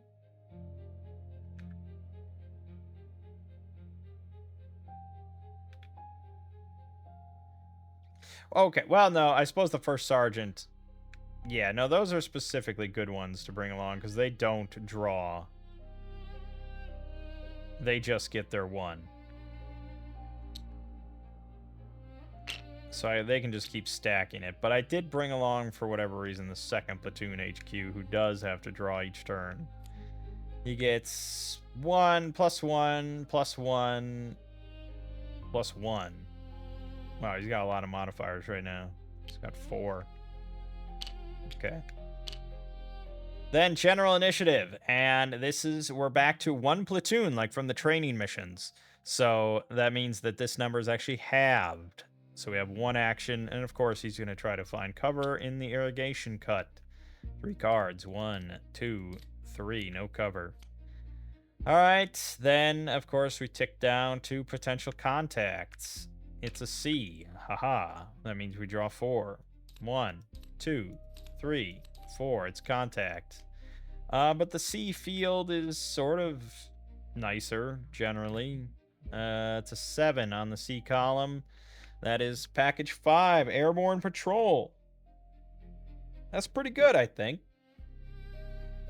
That's pretty good, I think. We'd like them to be placed in front of us and just get heavy mortared while exposed. That would be perfect. They do not place a VOF, and they are potentially spotted. Oh, no, they're spotted no matter what. It's whether or not they're exposed. That's the question mark. All right, so it's a airborne section, which is going to be one of these. All right, AS, long range. They're going to be placed, however, at max line of sight. Max line of sight, not necessarily max range. So they could be further than that because they're not placed in a PDF. So then it's just a matter of... let's determine direction first. 8 out of 8. That's to the front right, annoyingly. That means I will not be opening fire on him. We do have to draw because it could be a hill. It is not. So they're here. That's max line of sight. And then we have to determine if they infiltrate. These guys are veterans on this mission. I didn't note that. That's another big factor of this, the patrols and mission 4. All the enemy units are veteran units. So that means he draws 3 cards. 1, 2, 3. They are exposed. Unfortunately, like that other time this happened, it doesn't mean jack shit. The assault team is point blank only. I've got no line of sight from here to here. I've got no line of sight from here to here. It's just nothing. But it's resolved, and honestly, it's not bad. So, clean up. All right. RHQ. Nope. CO activates. Gets 3. We are now at... No, we're still at... No, we're at contact, because an enemy unit has been spotted. So he gets 3 more. Well, he'll certainly activate first platoon, and then that's it. Now, he's not really here to do almost anything but that. So his draws don't really matter anymore. First platoon activates, gets a whopping 5 more. I can only spend 4 of those, though.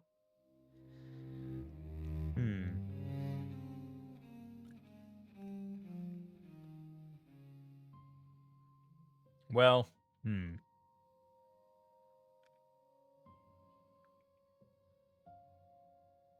I can send the assault team in. But then it would be automatic fire versus automatic fire, and my guy would be exposed. So, oh, there is a PDF now, though. During the cleanup phase, there would have been a PDF placed. Not a PDF. VOF. So, oh no, it's small arms. So yeah, this card's under small arm fire, which means we can potentially infiltrate onto it, which is nice, which might dictate some of what I decide to do elsewhere. Keep in mind that +4 modifier, though, and that includes even point blank. The problem, though, is that I have halved general initiative. I can't really rely on that too much. There's a lot of cards now that are only going to give, like, that would give 1 general initiative normally, in which case I get nothing. So general initiative is not just the fallback that it is usually. So I could send the assault team in. If only just to keep him occupied, I suppose. He'd have +5, -2 for exposed, -1 for automatic fire. So he'd be at +2. But the other guy would be at, you know, +4 or whatever. But if we can get that grenade attack, this guy is fucked. The problem is he might also get a grenade attack on me. But my assault team is fairly expendable. They're on deliberate defense. Let me just check. Deliberate defense. On same card. Okay. So there is a 33% chance he attempts to make a grenade attack, and he's a veteran. It's not the end of the world, though, to maybe attempt that. The alternative would be to just, say, bring the missile team in here and then do that. I think it's probably a somewhat safe bet. I think we're going to send the missile team in. Here we're going to have them try to infiltrate. So that's 3 draws. 1, 2, 3. We did get it. So he's just here, which is nice. That was 1. Again, I can only spend 4.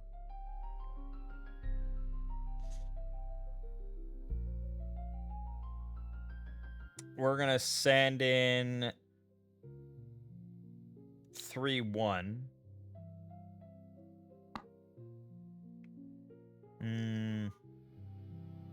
No, I need to say I only have 4 commands. So I'm going to move myself in, infiltrate. 1, 2, 3, infiltrated, nice. Okay, so that was my second action. Then we're going to attempt...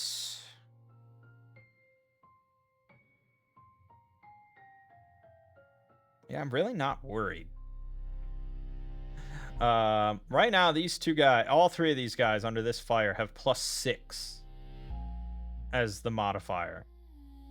Like, I'm not concerned about being under this random bullets firing into the night sky. I'd rather push this guy ahead to route point 2.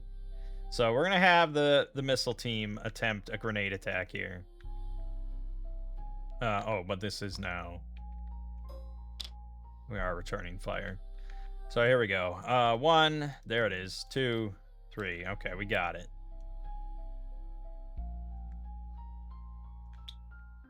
That cuts right through the visibility modifier, which means that this guy is now at a -3.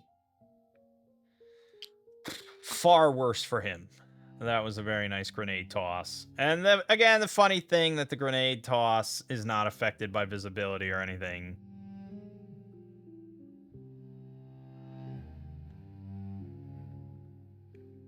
That was our third action. Then for my fourth and final action, we're going to send the assault team in here, hitting route point 2.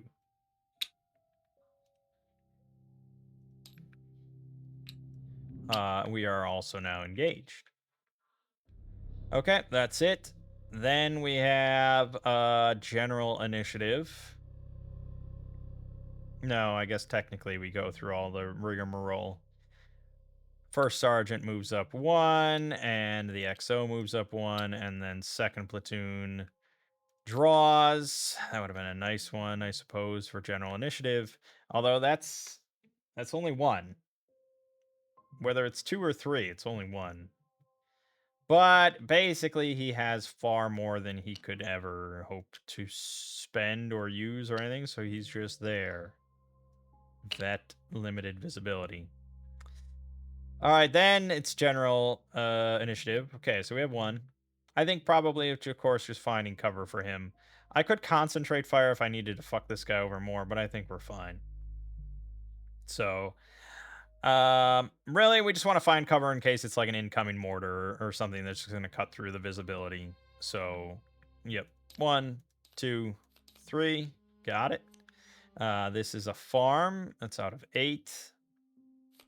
It's a 2. I think that's a strong building.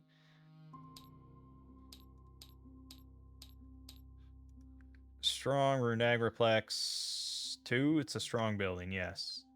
Perfect. So even if we get incoming artillery, we're pretty well defended. Or somewhat defended. I mean, he's still exposed. It could be a lot worse.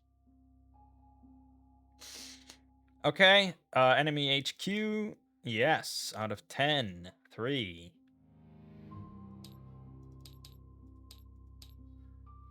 Oh, wrong section. 3. Remove any renegade leaders. Okay. Enemy activity check. There's just the one guy. He is... let's see. He's under fire, but he's not under cover. He's using deliberate tactics. So that's out of 3. It's a 1. So he is going to move into or seek cover, which would help him a little bit. He's got 3 draws for basic cover. 1, 2, 3. He did not get it. Sorry, my friend. No captures, no retreats, no AT. So then potential contacts. Right here, it's a C, and we are engaged, so that's 2 draws. 1, 2, nothing. Very nice. No pinned recovery. Combat effects. Let's start with him, shall we?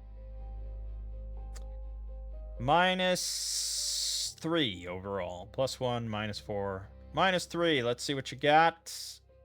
Wow, just a pin. Damn. Annoying.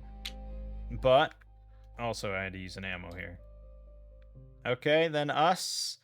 It's a +6 for both. Starting with the AT team. +6. Miss. Barely, though. Jesus. The HQ +6. Miss. No problems. This switches to all pinned. And then we clean up.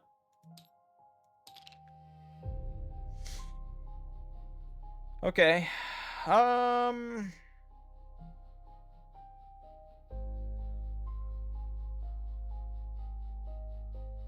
Yeah.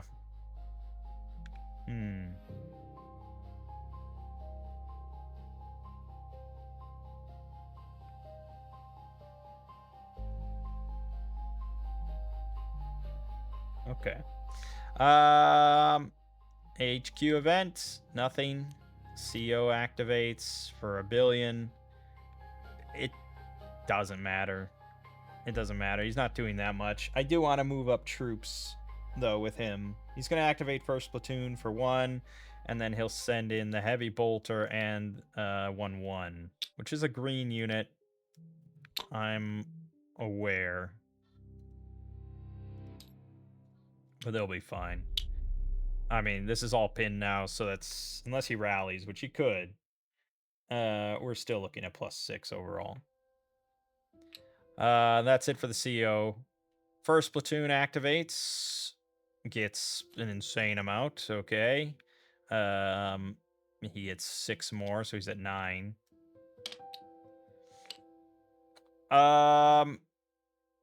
First things first, we're just going to attempt the grenade attack again. Oh, well, I got it. I got 1, 2, 3. Oh, it's a critical grenade attack. Just in case he goes for cover again.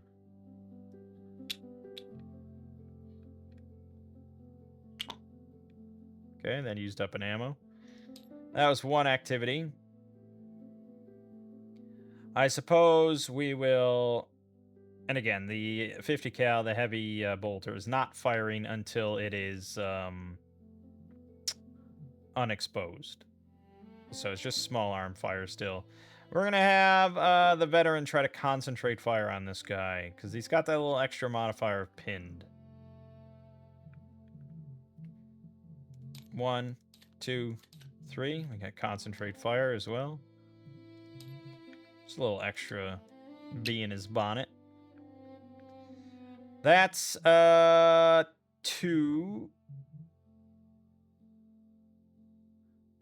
Yeah, then I'm tempted to maybe move my HQ up to here. Then I can issue an order to the assault team. We're getting kind of removed from the situation, but, you know, he wouldn't be under fire anymore. And there is always the chance that he could get popped. I mean, as unlikely as it is, there is a higher than 0% chance that our HQ gets converted to a casualty this turn. And, you know, it's just like, why do that to yourself? So our HQ is going to attempt to infiltrate here, because he's moving off of a VOF. 1, 2, 3. Okay, that was his 3rd action. He is exposed.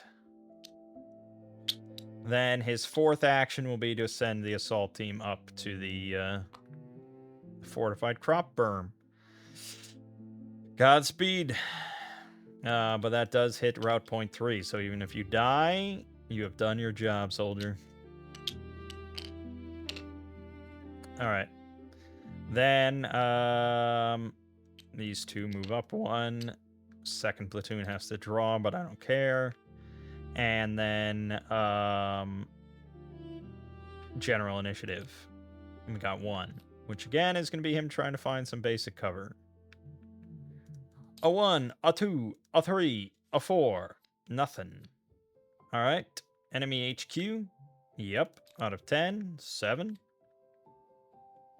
Move all unpinned units straight back 1 card. Unfortunately, my friend, you are quite pinned, and you will stay there.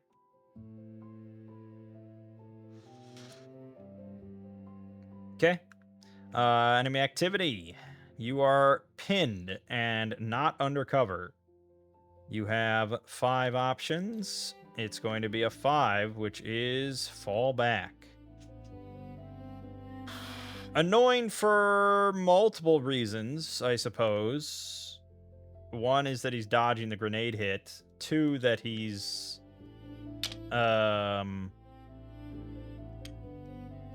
he's now going to open fire here, because that is line of sight.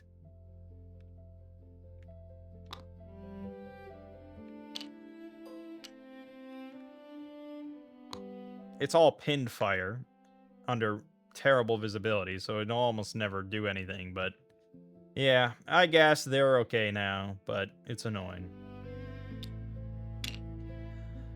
Alright, now he's technically shooting through a PC marker, but that's not from placement. I don't know if that's affected in the same way.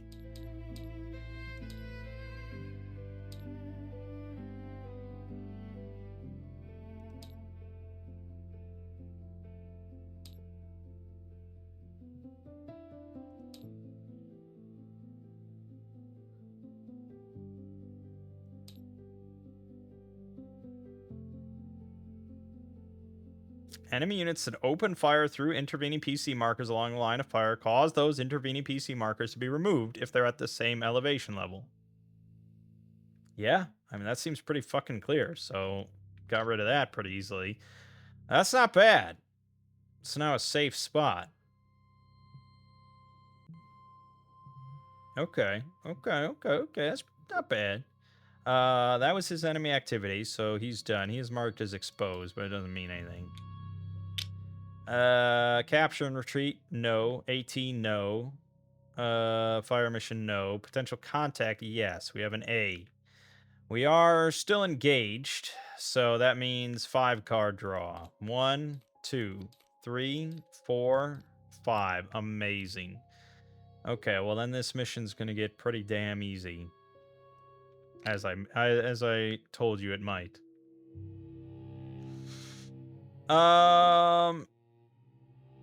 Oh yeah, not only does he have line of sight, this is also on a hill, so he very much has line of sight.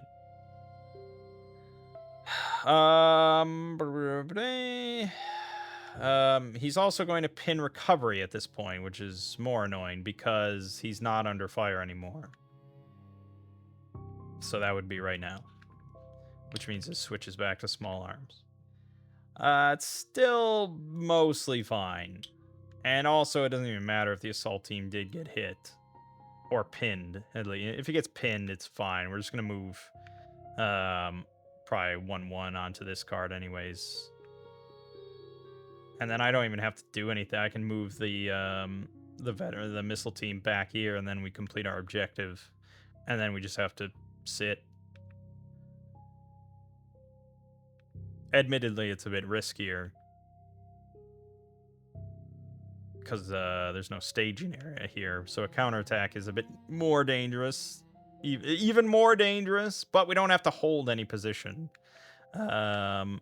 We do get the bonus XP for clearing the primary objective, which I already did. So we're all good on that front. But yes. Then we do this stuff. Which means we just resolve here. +2, but +1, because it's coming through the bad side. So +1, +4 is +5. -2, so +3 overall on him. That's a miss. Very nice. Okay, then clean up, please.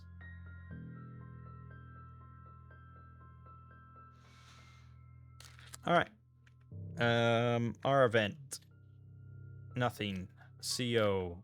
Many actions. He definitely does not need to send out any more units, so he'll just sit, and he also cannot activate first platoon, who is under cover, and also out of line of sight anyways, so it doesn't matter. These two move up 1, and then first platoon activates himself. There's no way he's got 9. He couldn't even save 9. I didn't spend anything with him. What did he spend last turn? He must have spent 4. He absolutely would have spent 4. So 1, 2, 3, 4. He would have been here. Good place to be. He gets 1, +1, +1. He gets +3, so he's at 8. Yeah, he's not doing much. He's going to move back here, which will expose him.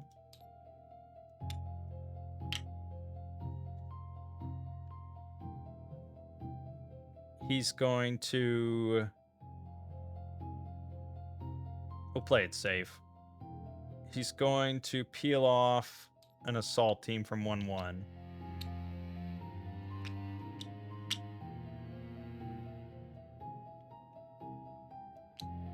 And ship it in. So it's 1, 2, 3. And then 4th, I guess I will just cease fire.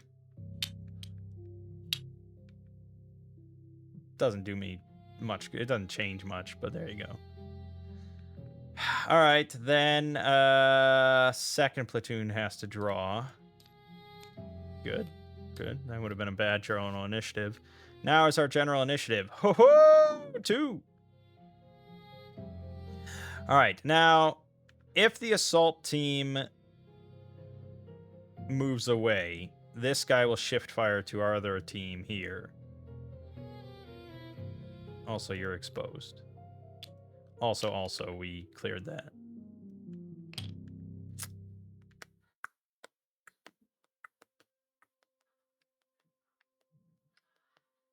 I don't really want this guy to be fired at.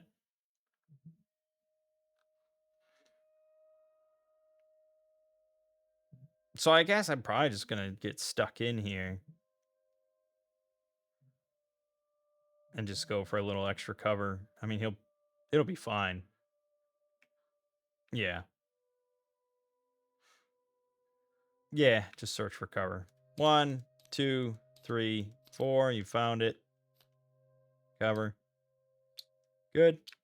And then you will also search for cover on that farm. 1, 2, 3. Would have been really nice. We could have gotten another fucking strong building here. It would have been awesome. We are down, unfortunately, now. Because I ceased fire there, we're down to contact. Okay. That's it. Enemy HQ. Nothing. Enemy activity check. He just is not under fire and has a valid target, so he will automatically attempt to concentrate fire. 1, 2, 3. He does. So that's a concentrate fire, which... Yep. It's just -1, so negates the cover we had. That's fine. We still have +6. So that works out. No, +5, sorry. +5. Good enough. Then capture retreat, nothing. 18, nothing. Potential contacts. It's a B under contact. That's pretty bad. It's 5 cards. 1, 2, 3, 4, 5. Amazing. All right, that's GG unless we draw the dreaded counterattack. Pretty slim odds, but it's possible. Okay, then it's just combat effects, which is here, as I mentioned, +5 overall. Miss. All right, and that is it. Yep, that's it. Clean up. All right, HQ event. Yes, of course. 10. That's a 9. Move at least 1 unit towards the next waypoint this turn. Ignore if all 4 waypoints have already been visited. They sure have, my friend. I'm way ahead of you, battalion commander. CO gets activated. It doesn't really matter. He can't do anything. He can activate the 1st platoon, of course, which he will. But the 1st platoon actually... Once again, I think I didn't spend properly. I'm sure I spent 4. He gets +3, so he's at 7. At this point, it doesn't really matter. We're just gonna get everybody back home. So we're just gonna squad move everything back to the fortified crop berm.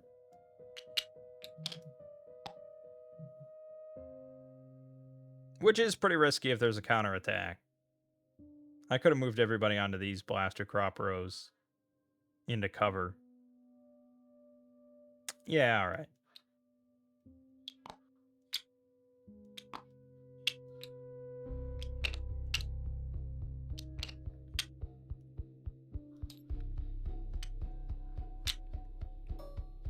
Okay. That's it for me. Blah, blah, blah. Nothing else really matters in the command display now.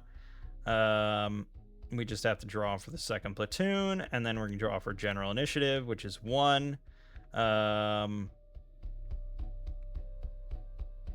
going to move the assault team here into this strong building.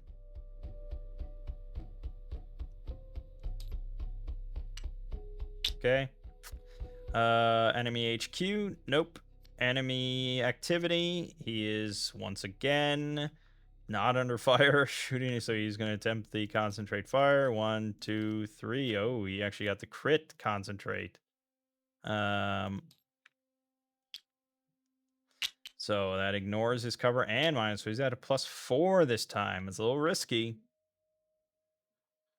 Nothing else happens. Nothing else happens. So we go, of course, down to combat effects. He's at +4. Oh no, he's hit. He's a line unit. He gets paralyzed. Ooh. Ew. So he's pinned and paralyzed there. We might not be able to get him back.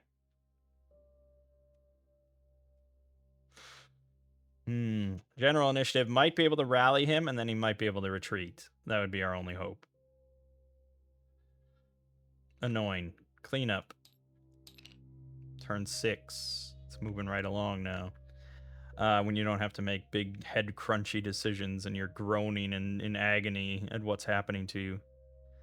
All right. Our event.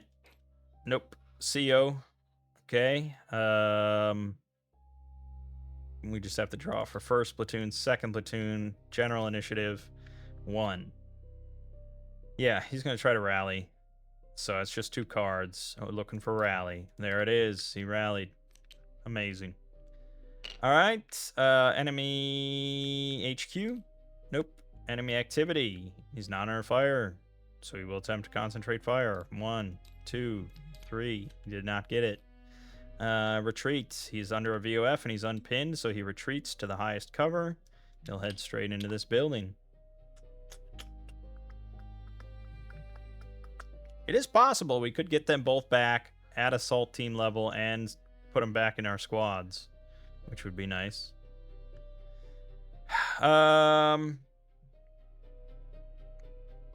Okay. He then, well, he shoots once, but then he stops firing. That's the end of the turn. Clean up. Yep. Our event. Nope. CO. First platoon, second platoon, general initiative. We have 1. I suppose I'll get him back to a litter team. Enemy event. No. Enemy activity. He falls off the map.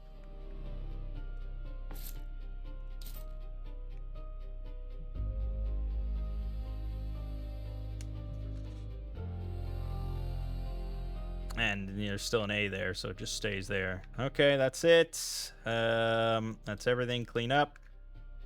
Our event. No. CO.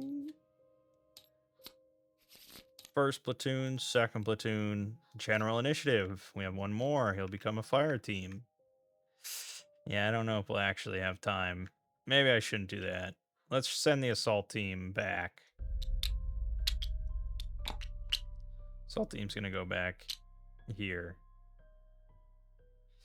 No, he's gonna go here. We want to get him back into 1-1. Because technically, I don't know how much I'm meant to track that, and I think you're actively meant to not track that, but it's sort of weird. It's sort of weird.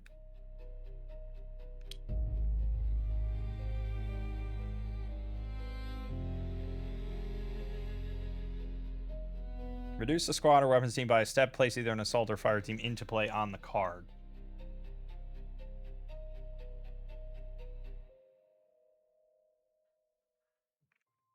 But what I am unclear on is how much we track the level of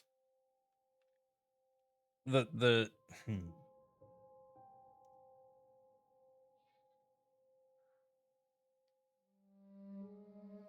Supplement doesn't affect experience. The squad remains at the same level.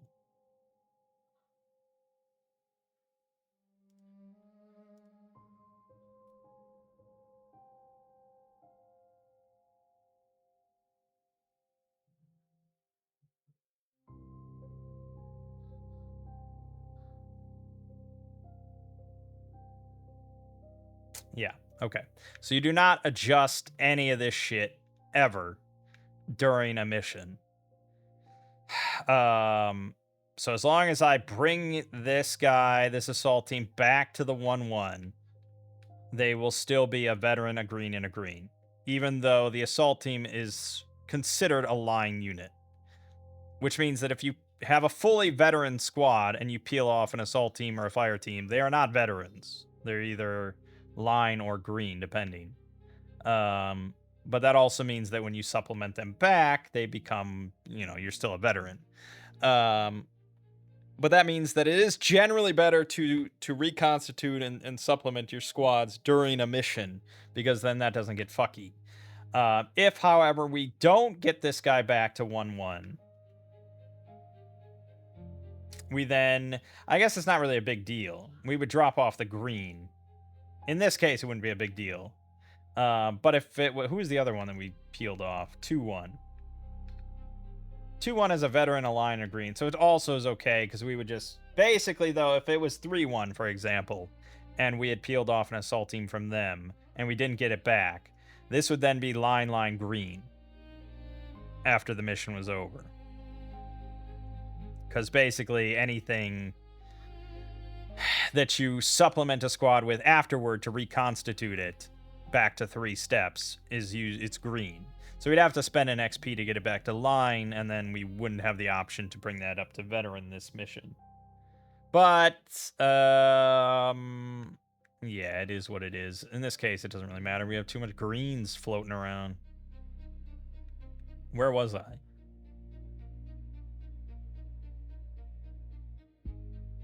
Oh, that was general initiative. Right. Enemy HQ. No. Then that's it. Clean up. Okay. Our event. Yep, of course. 10. Yep. Trying to secure a waypoint. We can ignore it. CO. First platoon. Second platoon. General initiative. Ooh, 2. Okay. Then we can move the assault team here and then supplement 1-1. And there you go. Yeah. Well, no, it's not happening. We're not getting that letter team back. Sorry, 2-1. You'll have to replace your green with a green. Okay, that was general initiative. Then, enemy HQ. Nope. That's it. So then it's just the last shit, which is our event, CO, first platoon, second platoon, general initiative, of which, I mean, I can put it at a fire team just for fun. Enemy HQ, nope, and that's it. Mission complete.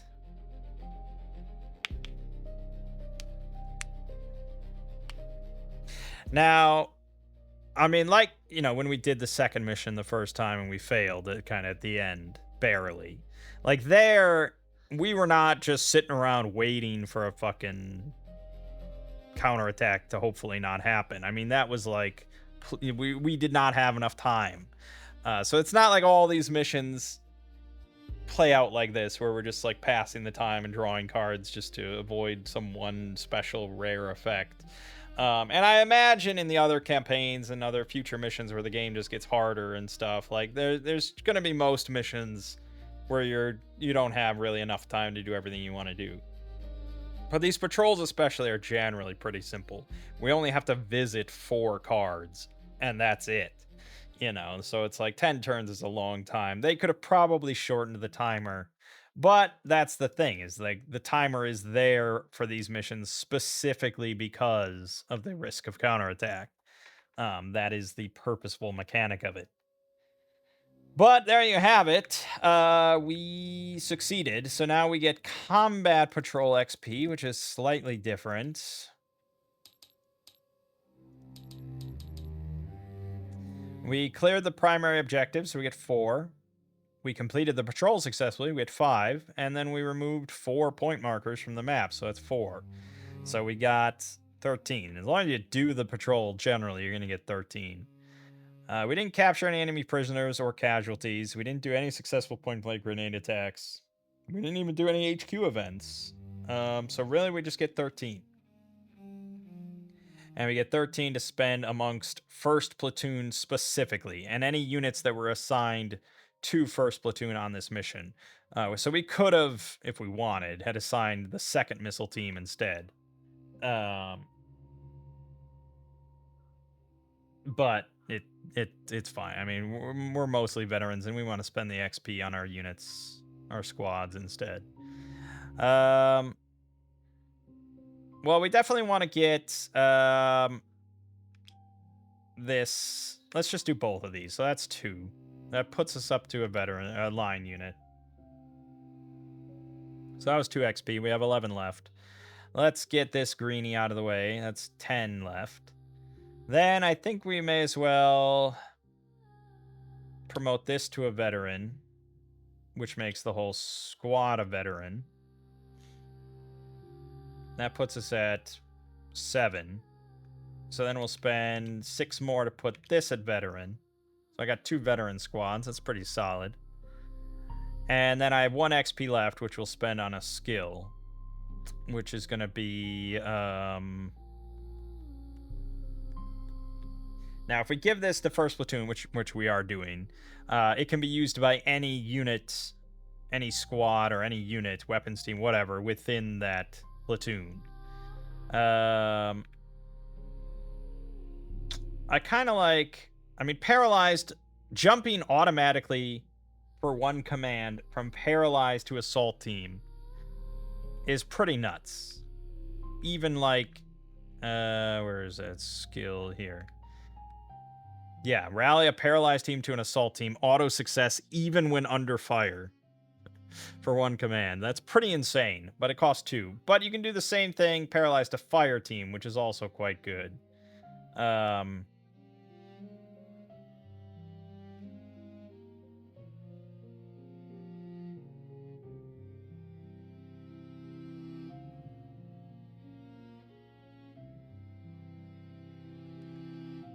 I'm not sure.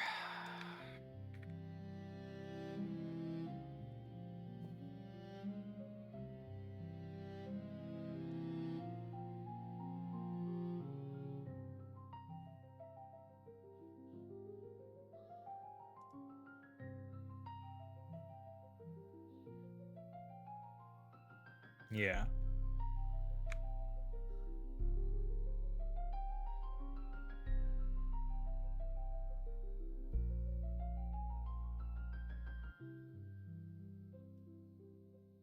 Okay, yeah. So I think you can do that under general initiative. So that's not bad. Let's grab paralyzed a fire team. That's really not too shabby. We'll put it here, skills purchase for next mission. Okay. Then that's it. Job done.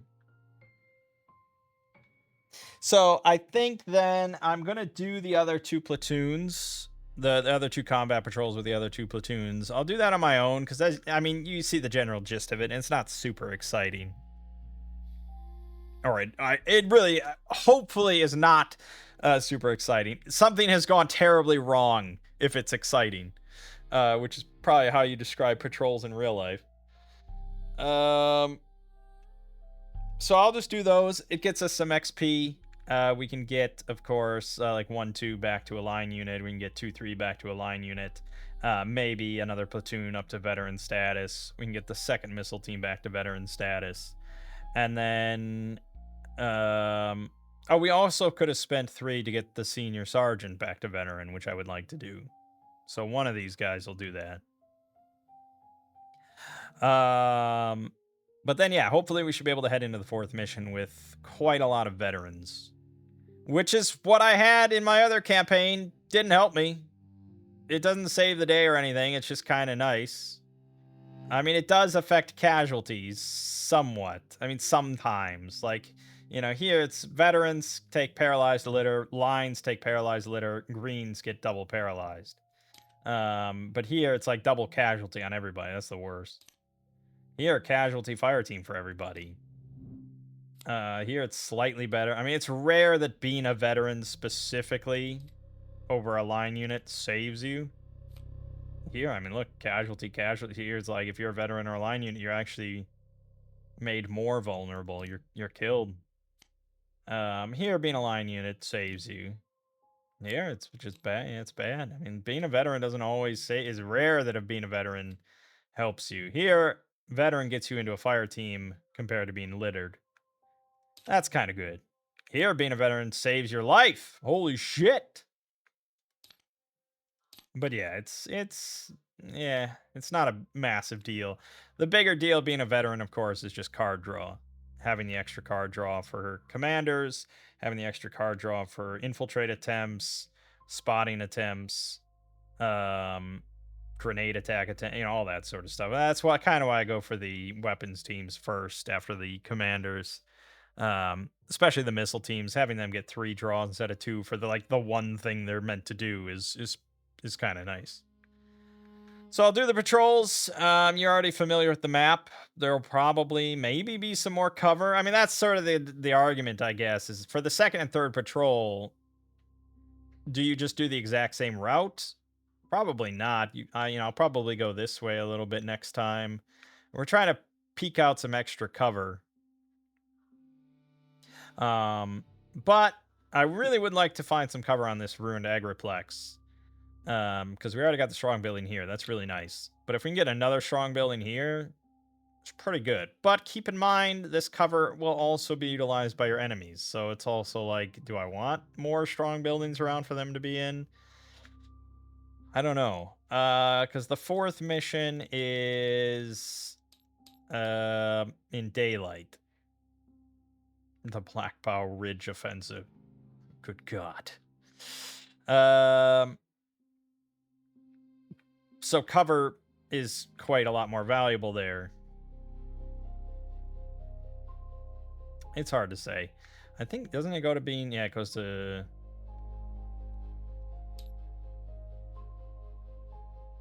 Yeah, no, I mean, it's the same map, so but it's like all A's, or it's just bad. It's just bad. But I would say this row still, we probably want to get cover in.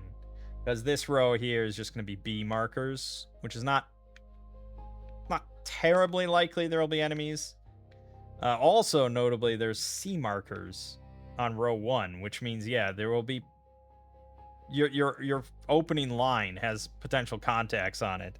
It's really... It's a rough mission. It's a rough mission. It's where it kind of kicks into high gear. So... next time we will be at that mission. I'll finish the patrols and it'll be exciting, I promise. My name is Mangg. The game you're watching has been Fields of Fire. I'll see you fine folks in the next part.